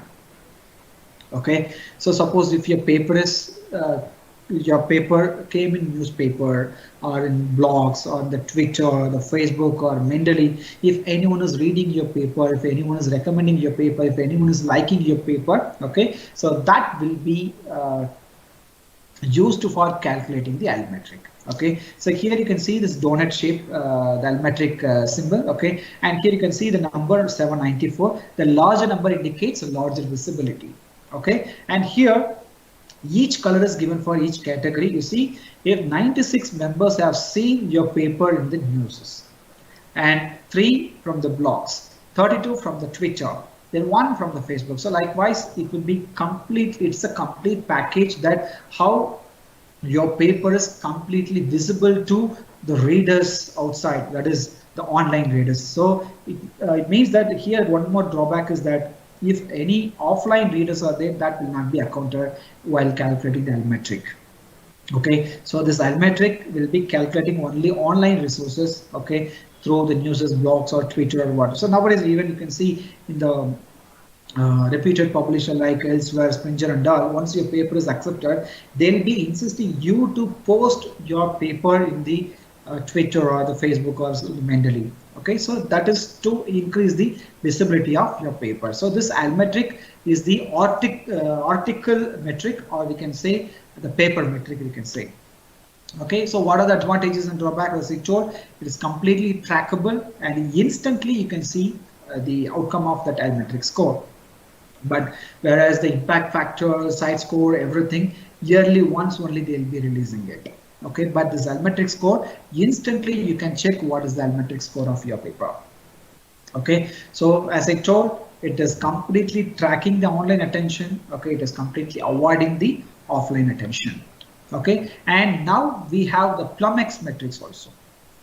Okay, this is what recently introduced by Scopus. Okay, so these kind of metrics you can check it in the Scopus site. Okay, so here how this matrix is categorized is, this matrix is categorized based on the citation, based on the usage, based on the capture, okay, based on the mentions, and based on the social media. So for example, if your paper is cited for 2 times, then PlumX matrix will show 2. Suppose someone have downloaded your paper, you kept in some database. Okay, if someone have downloaded your paper, then one member is downloaded, so then it will show 1 there. Okay, then captures, if suppose if any one of the researchers are keeping your paper as the reference, or if they are keeping that as a bookmark, or if they are keeping it in any reference manager softwares, okay, then the capture will be showing 1. Okay, and suppose if your paper is mentioned in any of the newspapers or blogs, again that will also show 1. Okay, then if suppose if anyone is reading your paper in the social media like Twitter, ResearchGate, Academia, okay, so then it will show 1. So it means put together it will include most of the metrics. So you can see citations also tracked, how many are using it is tracked, how many are reading it is tracked, how many are mentioning your paper and other thing, that is also tracked, how many are sharing or how many are liking your paper in the social media, everything is tracked. Okay, so this is a newly introduced metric by the Elsewhere. Okay, so this kind of metric you can check only in few journals. Okay, because slowly they are developing it. Maybe it will come in future, it may come to most of the research papers. The next one is the author metrics. As I told, H index. Okay, H index is the very important metric for the author. Okay, it shows or it measures the productivity of a researcher and the citation impact of the paper. Okay, it shows the productivity of the researcher and the citation impact of the paper. Okay, so higher H index means definitely the output or the performance of the particular researcher or particular paper is high. Okay, that's what I'm trying to say here. And one more thing, this H index is released by Google Scholar, Scopus, and Web of Science also. Okay, but you see, H index released by Web of Science, Scopus, Google Scholar will not be same. It will be different because each one having their own criteria. Okay, you cannot expect same H index in all the different indexing services. That I'll be showing one simple example also. What is the meaning of H index? See, suppose I published 5 papers. Okay, total number of papers 5. If all the 5 papers are cited for 5 times, okay, all 5 papers are cited for 5 times, then it will show H index is 5. Suppose out of 5 papers, 4 papers are cited for 4 times, then your H index will be 4. Or 5 papers are there, only 1 paper is cited for 1 time, then H index will be 1. So that's what it shows. It shows the productivity of the researcher as well as the citation impact as well. Okay, so back and advantages of H index. Okay, so here it will show or it will reward the researcher whose work is constantly well cited. Okay, but there may be a chance of increasing H index by self citation as well. Okay, so that is the drawback of H index. But in future, okay, all the academicians, okay, those people will be assessed by citation and H index only. Maybe in future, definitely this kind of condition may happen during the recruitment process as well. Okay, just keep it in mind. So here I have listed some kind of my profile. Okay, just this is only for the demonstrating purpose. Okay, this first one is taken from the Google Scholar. Okay, and this one is taken from the Scopus. Okay, and this one is taken from the Web of Science. Okay, and this particular window is taken from the ResearchGate. Okay, and here you can observe that number of citations. Okay, in each year, what is the number of citations? And here you can observe that H index and IT index. Okay, H index 13, it means that 13 articles are cited for 13 times. So that's why my H index is 13. Okay, and number of citation you can see it is 437 since that is including from my first paper. Okay, and I-10 index, here you can observe I-10 index. What is it I-10 index? I-10 index is nothing but how many papers are cited more than 10 times. Okay, how many papers are cited more than 10 times, that will be assessed by I-10 index. So this I-10 index will be provided only by the Google Scholar. Okay, whereas other indexing databases, they'll be providing the citation as well as H index. Okay, so here you can observe one different thing. Here you see here the total number of citations 437. This is from Google Scholar.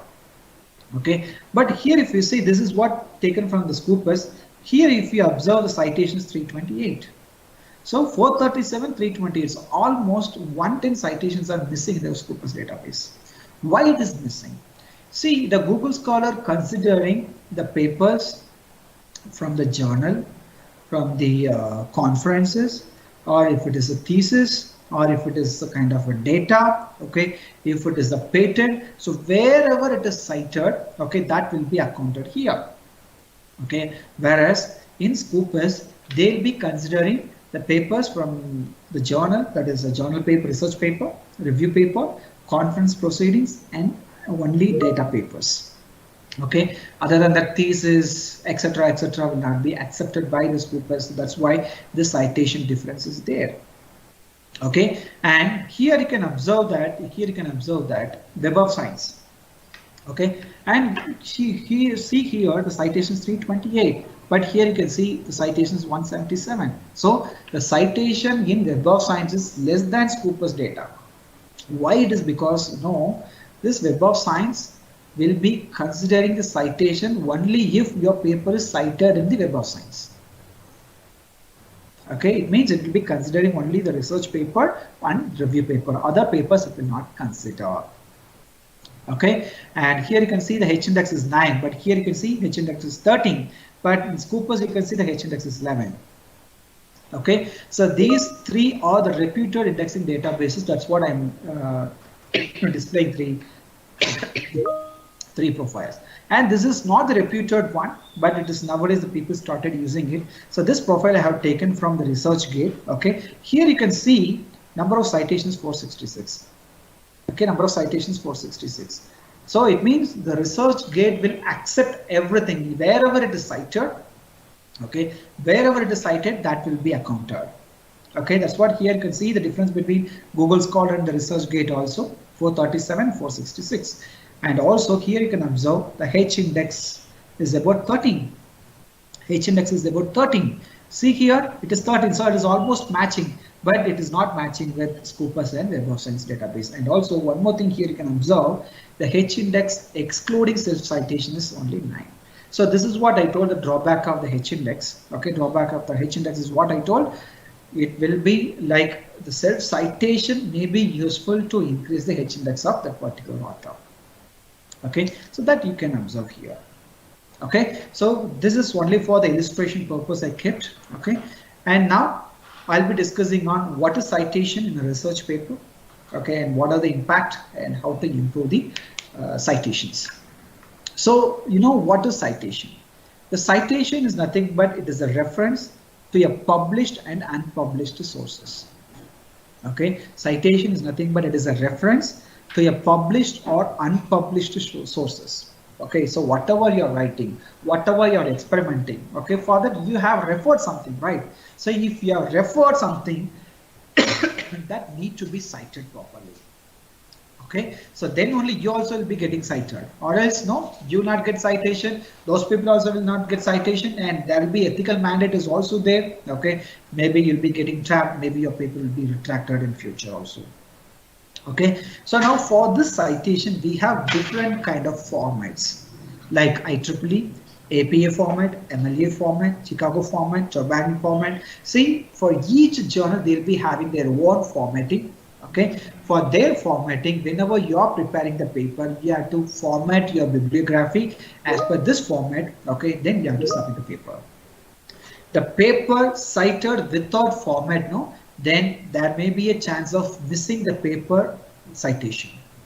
Okay, you have to clearly disclose all the details: author name, paper name, journal name, volume number, issue number, page number, which year it's published. All those details you have to disclose, then only that particular paper may get proper citation. Okay, or else that particular paper may lose the citation. Okay, so this is what the citation. Then what are the importance? As I told, it will be allow others to locate the material. You have written the paper, and you have mentioned some reference numbers in the bracket, something 1, 2, 3 like that you have mentioned. Okay, what is the use of those numbers? Okay, it will be useful for your readers of the paper. Okay, so that they can easily locate which reference you have used, so that they can also refer the same and they can come up with some kind of research gap. Okay, so that's what you have to give proper citation. You have to properly cite, or else no, without proper citation, even if you write the quality paper, that's it, you will not get the acceptance, or your paper may retract from the journal in future. Okay, so that you keep it in mind always. Okay, keep it properly. And since if you are using anyone's idea, it is the intellectual property of that particular author. If you are not citing them properly, then definitely they may claim that this is my idea, they have not cited me. If they claim it, definitely yes, your paper may come out of the journal. Okay, so all these things you keep it in mind. Whenever you're writing paper, you please use proper citation and use proper paper for citing. Okay, you have to use the relevant paper for citing. Okay, usually the people will not much focus on while preparing the reference papers. Okay, so from now you please try to focus while writing the reference paper, because proper reference is much required for the quality papers. Okay, so how to increase the citation? Okay, these are some few guidelines only to increase the citations. Okay, the first one, cite your past work when it is relevant to manuscript. Okay, obviously it will come under self-citation, but you don't bother. Okay, suppose if we have done some work related to the current paper, it is nothing wrong in referring the same paper or the already published papers. Okay, so you can cite your own paper, but that should be within a limit. Don't cite more than 2 to 3 papers. Okay, if you are citing more than 2 to 3 papers, then another question may come that you have not done the proper literature review. Okay, so the first way to improve the citation is cite your own paper if it is relevant. Okay, and also limit it within 2 to 3. Okay, the next one, carefully choose your keywords, and the keywords must be repeatedly present in the abstract of the paper. Okay, so while writing the paper, yes, you'll be writing the abstract and the keyword or index terms you'll be writing, right? So there you have to mention which field you have written the paper. For example, if you have written the paper in the maximum power point tracking, okay, so that need to be reflected in the title, that need to be reflected in the abstract, that need to be reflected in the index terms. If it is reflected, now definitely whenever the people are searching in the Google search engine, okay, when suppose some experts are searching some papers related to maximum power point tracking, when they are keeping it in the search engine and when they are entering, okay, so it will be checking for the index term, it will be checking for the keywords. The search engine will look for the matching. When it is matching with the abstract, or when it is matching with the title, or when it is matching with the keyword, definitely that will come as the first one. Then the author that ex-author may take that paper for citing their own work. Okay, so this is another way to increase the citation, and use the consistent form of your name on all your papers. Okay, so for example, my name is M. Prem Kumar. Some journal may ask what is the first name for then last name. I'll be writing Manoharan Prem Kumar. Somewhere the last name and first name will be replaced like Prem Kumar Manoharan. So now if you see, the consistency is not maintained. Okay, so whenever the name consistency is there, then you don't face any problem during the citation. Because you see the difference we have seen between the ResearchGate and the Google Scholar. Google Scholar shows 437, the ResearchGate shows 466. So this is because the name mismatch. Okay, so you keep the name consistently the same name. M. Prem Kumar means you keep M. Prem Kumar. Okay, or Mr. X means you keep Mr. X. Okay, so don't change the consistency. If you change it, definitely you may lose your citation. Okay, and make your manuscript easily accessible. Suppose if your paper is published in open access journal, okay, keep it in some repository. So not only in the journal site, you just keep it in your own repository. Okay, so definitely that will help you to access, or that will help other researchers to access the manuscript very easily. And also, suppose if you have published papers in subscription based journal, some free journals. Okay, so after embargo period, you are free to share your paper in repositories. Okay, so some journals will have the embargo period of 2 years or 3 years. After 3 years, you are free to share the paper with others. Okay, do that, definitely you will be getting a citation. Okay, and as I said, the metadata should be proper. Metadata in the sense your name, affiliation, college name, everything should be proper. Then only they can easily track it. Okay, the next one, this is a recent trend. Share your data. Share your data. So it means that suppose if you have written some codes, if you have done some software or some algorithms or some kind of figures or some kind of data sets are there for your particular work, that you just keep it in the repository. Okay, the repository I have mentioned, you can keep it in Mendeley or Figshare or GitHub or hardware database or CodeOcean. Okay, all these are the repositories. Okay, if you share your codes or if you share your data in those repositories, obviously the people will try to use your code. If they use your code, definitely they have to cite it. So that is again another way of citing or another way of increasing the citation. And present your work at conferences. Okay, so this everyone knows, I don't want to mention again. Then use social media. Okay, so once your paper is published, try to share it in Facebook, Twitter, Academia, ResearchGate, Mendeley, LinkedIn. Okay, wherever is possible, try to share your paper. So the people will come across your paper. If your paper is related to their work, definitely they will refer your paper and they will cite your paper. Okay, and one more thing what I want to say is, whenever you are publishing your paper, you just keep it or just disseminate in your department first. Whatever you're writing paper, whatever you're publishing it, you just share with your colleagues first. Okay, so some of your colleagues may be working on the same area. Okay, if both are working in the same area, you can cite his paper, he can cite your paper. Obviously, you'll be getting more citations. Okay, that will not come under self-citation also.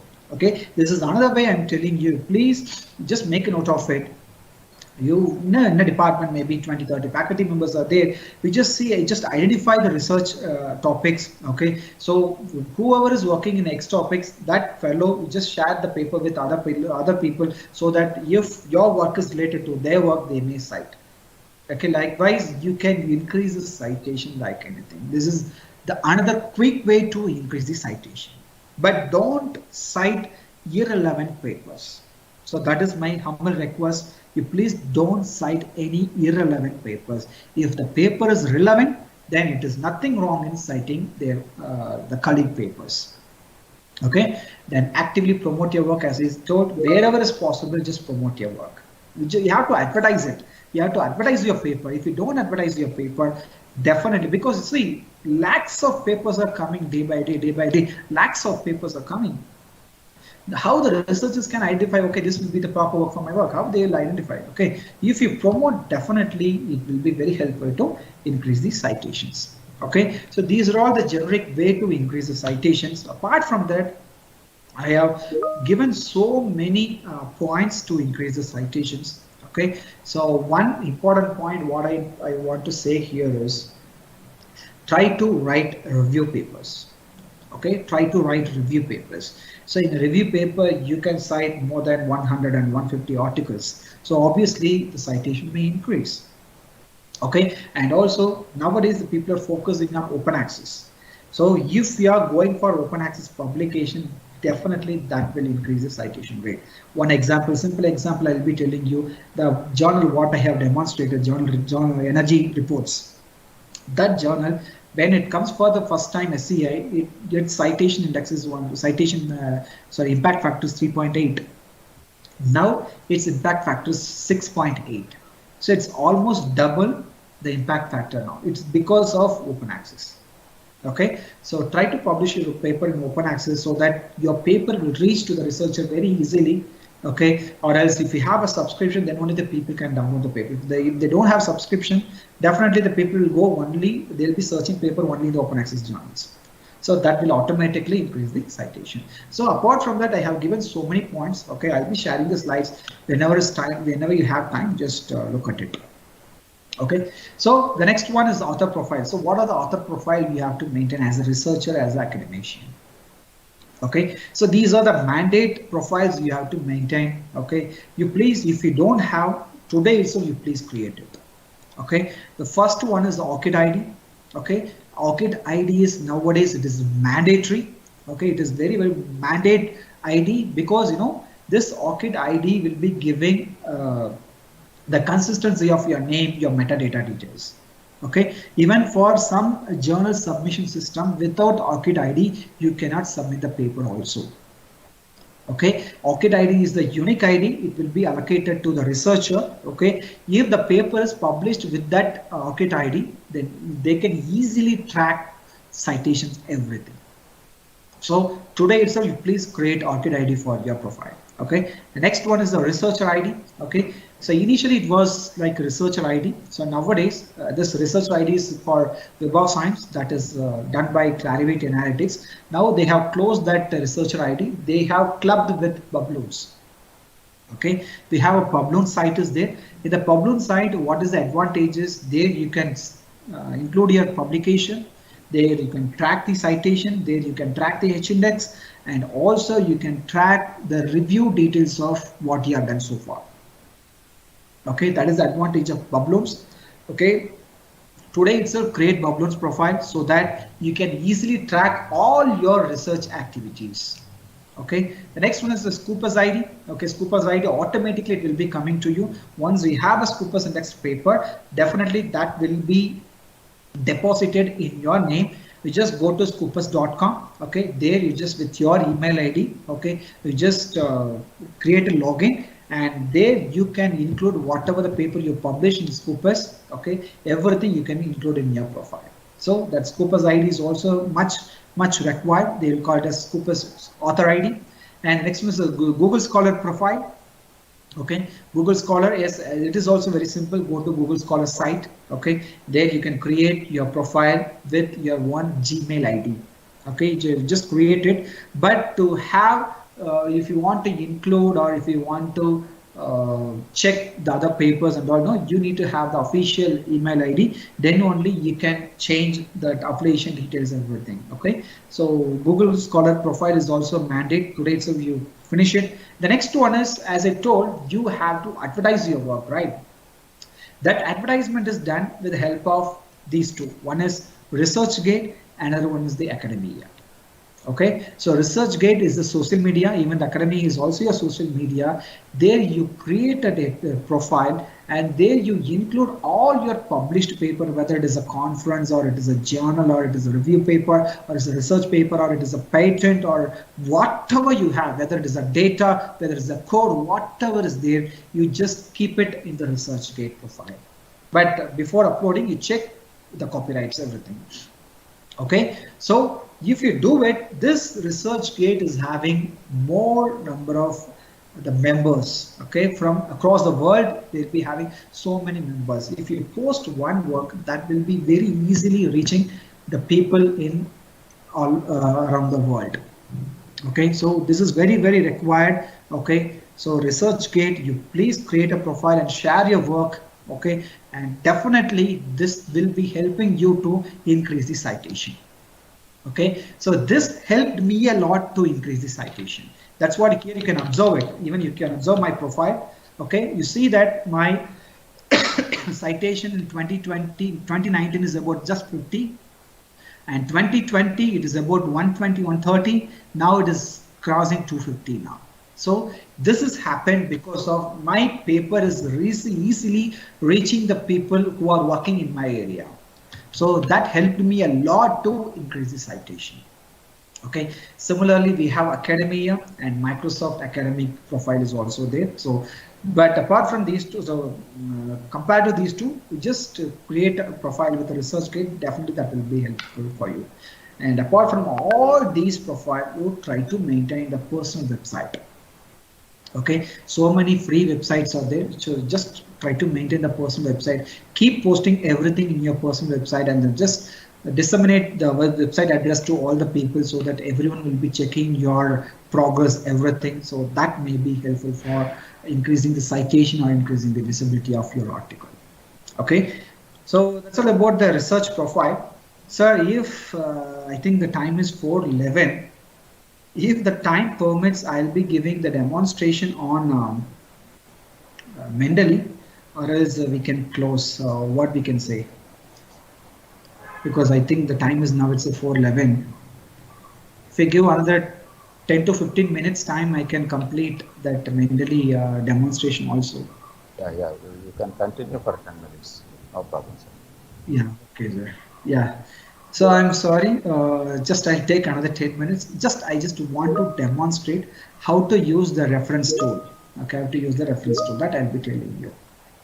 Okay, so here for referencing, okay, so for referencing or for automatic reference and bibliography, we have so many tools. Okay, the first one is the Zotero. The next one is the Mendeley, EndNote, RefWorks, Citavi, Paperpile, and Docs.cr. So these are the different tools available for the researchers for automatic citations and all. Out of which the first two are the free tools. Okay, and the last one is also a free tool. The first to see, just look at it, Zotero and Mendeley. Okay, so these two are the free tools. It will be helping you to collect, organize, cite, and share your research, and also to create the automatic citation and automatic bibliography, everything. Okay, so first two are the free, and the next one is EndNote. EndNote is the commercial one. Okay, EndNote is released by Clarivate Analytics, and Mendeley is released by Elsewhere. Okay, and Zotero, it is a separate company is there. Okay, they are also competing with Mendeley. Okay, so whatever the interface is there for the Mendeley, they also doing it. Okay, so I'll be giving the demonstration on the Mendeley. I don't want to give the demonstration EndNote because it's the commercial version. I don't have any commercial version. Okay, so I'll be going with the Mendeley alone. Okay, if the people are interested in Zotero, you please try. That interface will be very similar to the Mendeley. Okay, so go to Mendeley. There are different softwares out there. One is the Mendeley desktop.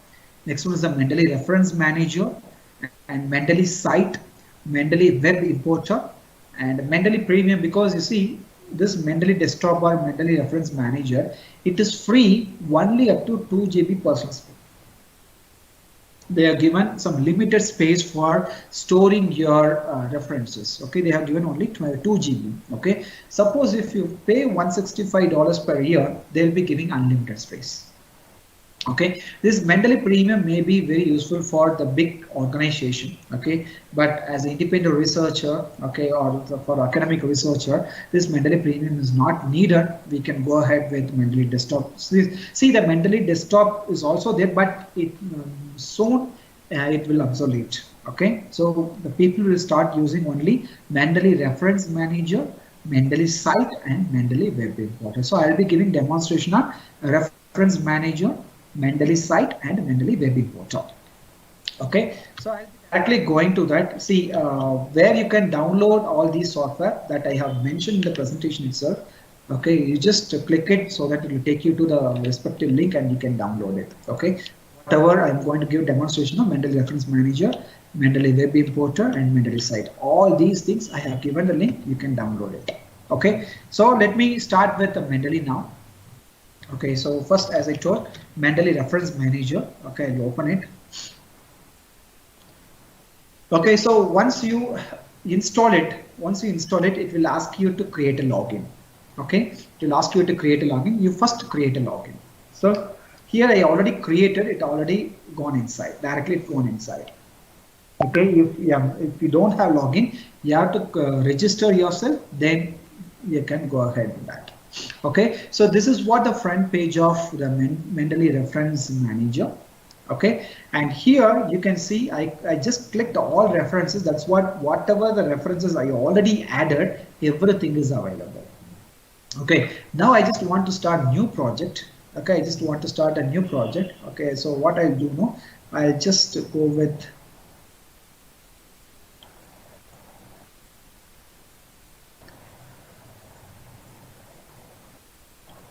okay, so what I'll do now, this is the front page what we have.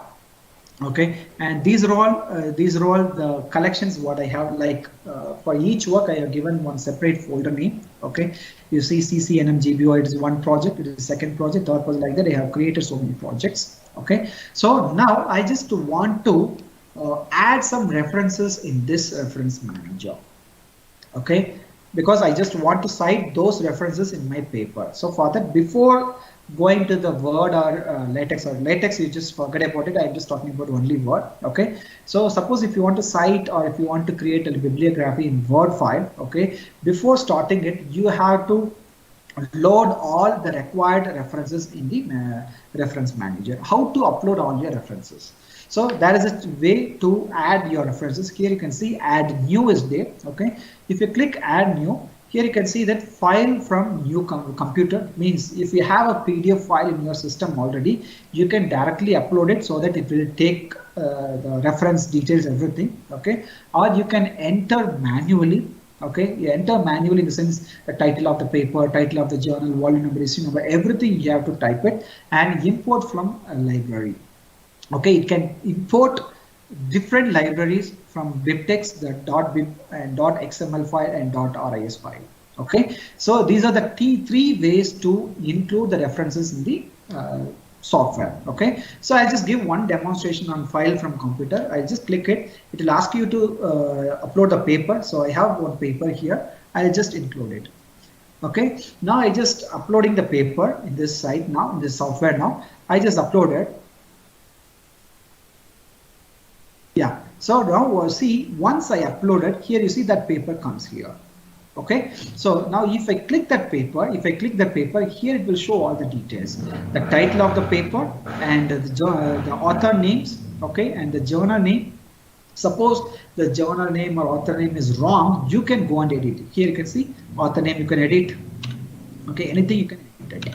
Okay, if everything is correct, go to the journal name and check what is the journal name, what is the volume number, what is the year, and what is the page number, everything you can enter here. Okay, once it is done, now it is stored in your database. Okay, it is stored in your database now. So this is one way, and the second way is adding manually. If you click add manually, so here you can observe that the journal type, title, author name, journal, everything you have to enter so that you can add it. Okay, and third way is import library that is from BibTeX or XML and .ris. Okay, so what to do for this? So now I have one paper. Okay, for example, I take this paper. Okay, all right. I'll just download one paper. Okay, just for the demonstration purpose, I'll be downloading the paper. You see, I just gone to this paper page. I just want to refer this paper. Okay, I just want to include this data in my Mendeley. Okay, for that, here you can see the cite option is there. In the cite option, here you can see that it will be giving the separate library file, export citation to RIS, BibTeX or text. Okay, I take BibTeX file. Okay, I just download it. Okay, I'm just downloading it in the desktop, and again I'll be going and here import library. Again I'll go to select BibTeX, and now I'll be selecting desktop. So wherever I downloaded that file, I'll be loading it. So this is what the file I downloaded. I'll be adding it now. I just clicked it. Now you see that as per the BibTeX format, you see the journal title, the paper title, then author name, abstract, everything is came. Okay, all these details are extracted from that BibTeX file. Okay, so likewise, whatever the references are there, you just add it. Okay, whether by uploading the PDF file or by entering the manual data or by importing some different file sets here. Okay, and we have one more important or one more easy way to include your paper that I'll be telling you. So once you install the software, here you can see the tool options there. Go to this tool. Here it will be showing install Mendeley web importer. You click it. Okay, once software will download, you just download it. Okay, and also install it. Once you install, you see it will be added in your Google Chrome page like add-on. Here you can see that this is the symbol of Mendeley web importer. Okay, so now this symbol is there. So now, for example, I just want to take this paper. I just want to include this paper in my software. Okay, for that, what you can do now is very simple way. You click this. Very simple way. You just click this. Okay, so here first before we have to log in. Okay, so just a second. Let's log in here. Yeah, so first you have to log in with your mail ID and password. Okay, so I just logged in. I just logged in now.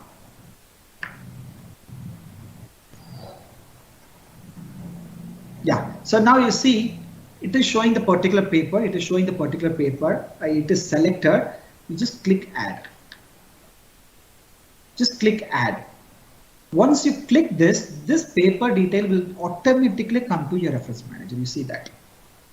You see, this is the paper we included, right? Sustainability and biophysics basis, okay? And published in renewable and sustainable energy reviews. So here you can see the same paper is automatically included. I'll give another demonstration. I'll take another paper.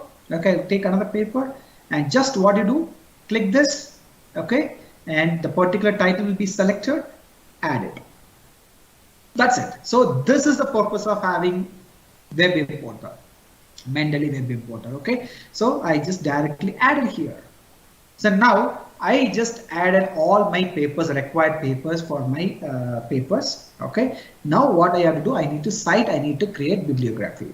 Okay, for that again go to tool, and here one more option called install Mendeley site for Microsoft Word. So if you install that software directly, it will be acting as an add-on for your Word file. Okay, so now I'll open the Word file. Okay, I have just created the Word file already. Yeah, so this is my file. Okay, this is my file. I just want to cite now.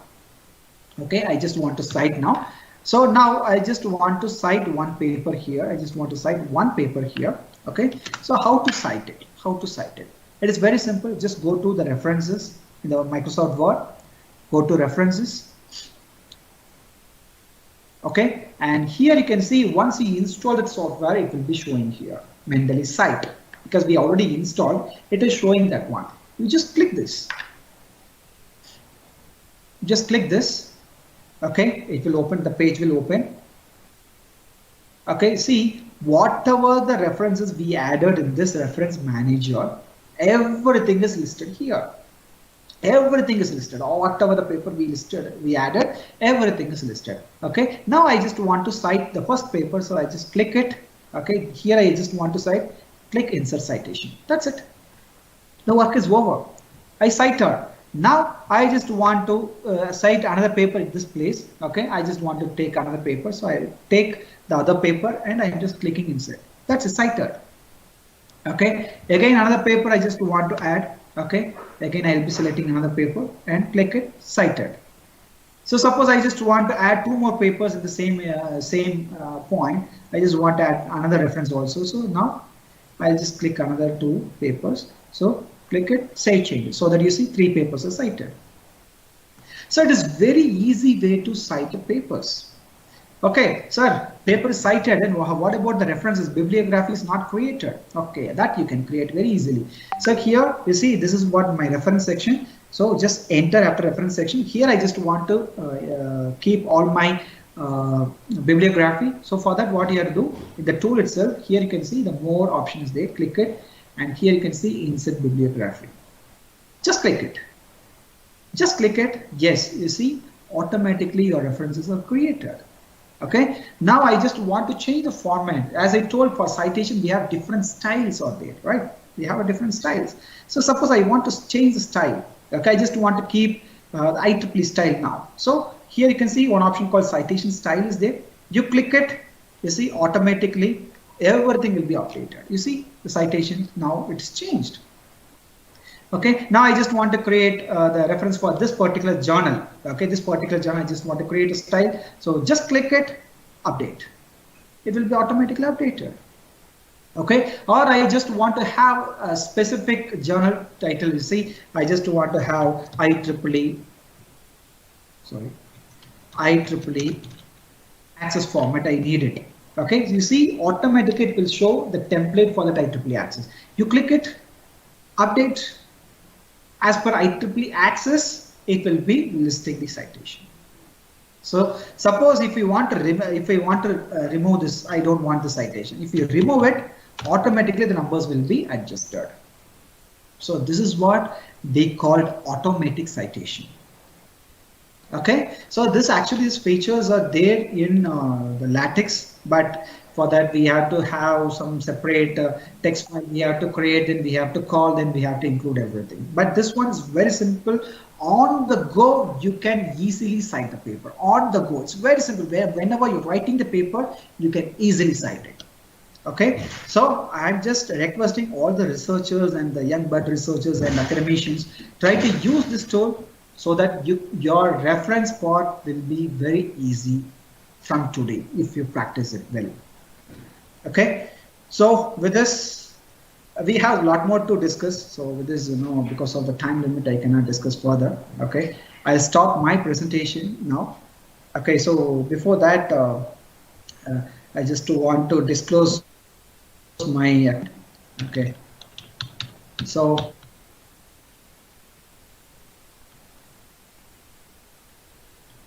yeah, this is my acknowledgement. So I acknowledge that the contents of the other peers whose contents are being used to comprehend the subject better. Okay, it's only for explaining the concepts. I have used all the contents, whatever I have used it, and it is only for the academic purposes. I don't claim any kind of ownership of any of the contents of other peers. So with this, I would like to close my session.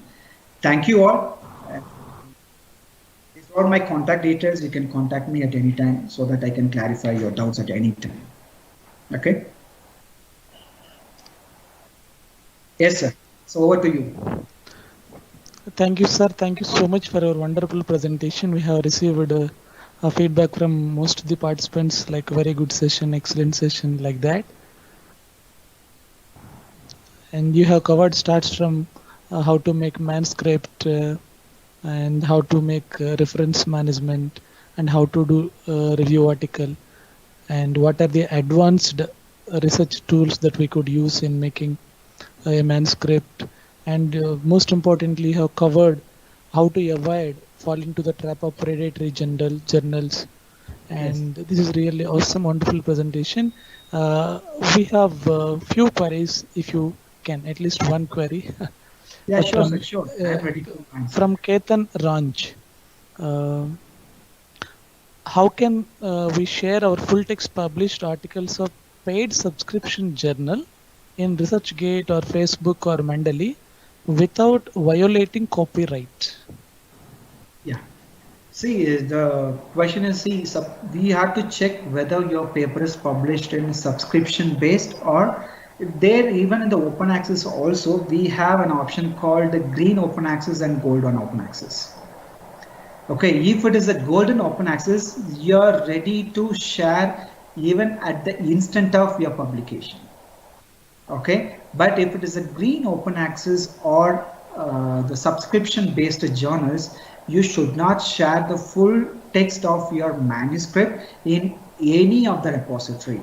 Okay, it means that if you are sharing it, you're violating the copyrights. So if you want to share, you can share the submitted version of that particular paper, or the uncorrected proof of that particular paper. You can share it in any other repository. Then for each paper, there'll be embargo period. Okay, like 2 years, 3 years embargo period will be there. Once that embargo period is over, you can share, whether it is even it is a subscription based journal, you can share it in any of the repository, even it is subscription, but it should complete the embargo period. Okay, sir. Another simple query. What would you advise for publishing either in open access with the article processing charge or in free publication, but subscription is paid? Yeah, the subscription payment is only for the institutions, not for the authors. Right, because you see, suppose if you want to download any papers, that author has to, the reader has to pay the money. So in that case, what the readers are doing, why we have to pay the money for that? So the people are looking for the open access because they want to freely access, they want to quickly access the papers. So that's what nowadays even the reputed publishers like IEEE, elsewhere, Springer, all are moving towards open access. Okay, slowly, maybe in future, all the subscription based journals may vanish, only we'll be having open access journals. Okay, because they want to see their revenue also, right? Because with the help of some illegal websites and all, the people are downloading the papers, and none of the managements are subscribing the journal for their own faculty members and the students. So what they will do, they'll be losing all the profits. So that's what they want to get more profit. So slowly they are transforming all the subscription based journal to open access. So my advice is that if you have a funding option, you just blindly just go with open access so that it will increase the visibility of your article. Okay, don't say it is a paid journal, it is a open access journal. So there is a difference between the paid journal and the open access journal. The paid journal means it is purely predatory. Okay, open access journal means it is like we'll be getting some kind of, you see, those of course PhD scholars pursuing their PhD, and of course senior researchers as well in connection with the latest research tools that you have metric. Thank you so much. Let me invite our Dean R&D, Dr. E.V. Krishnarao garu, to propose vote of thanks.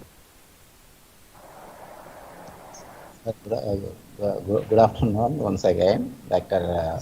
M. Prem Kumar garu. You have given a very good, excellent lecture, talk on the on this topic, research metrics and software tools.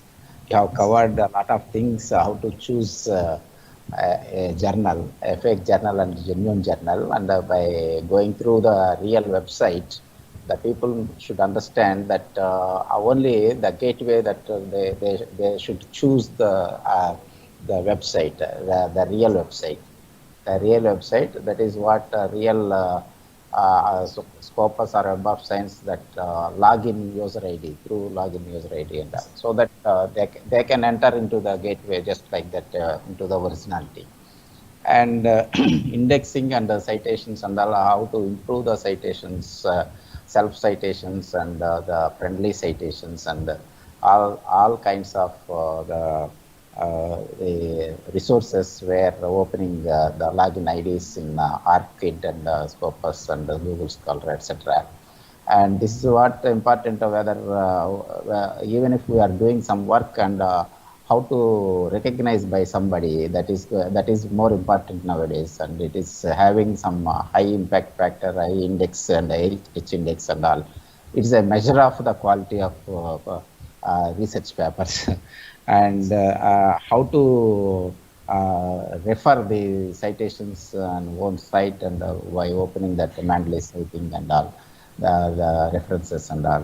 It's a very good, excellent, exciting lecture given by you, and that the people, the people.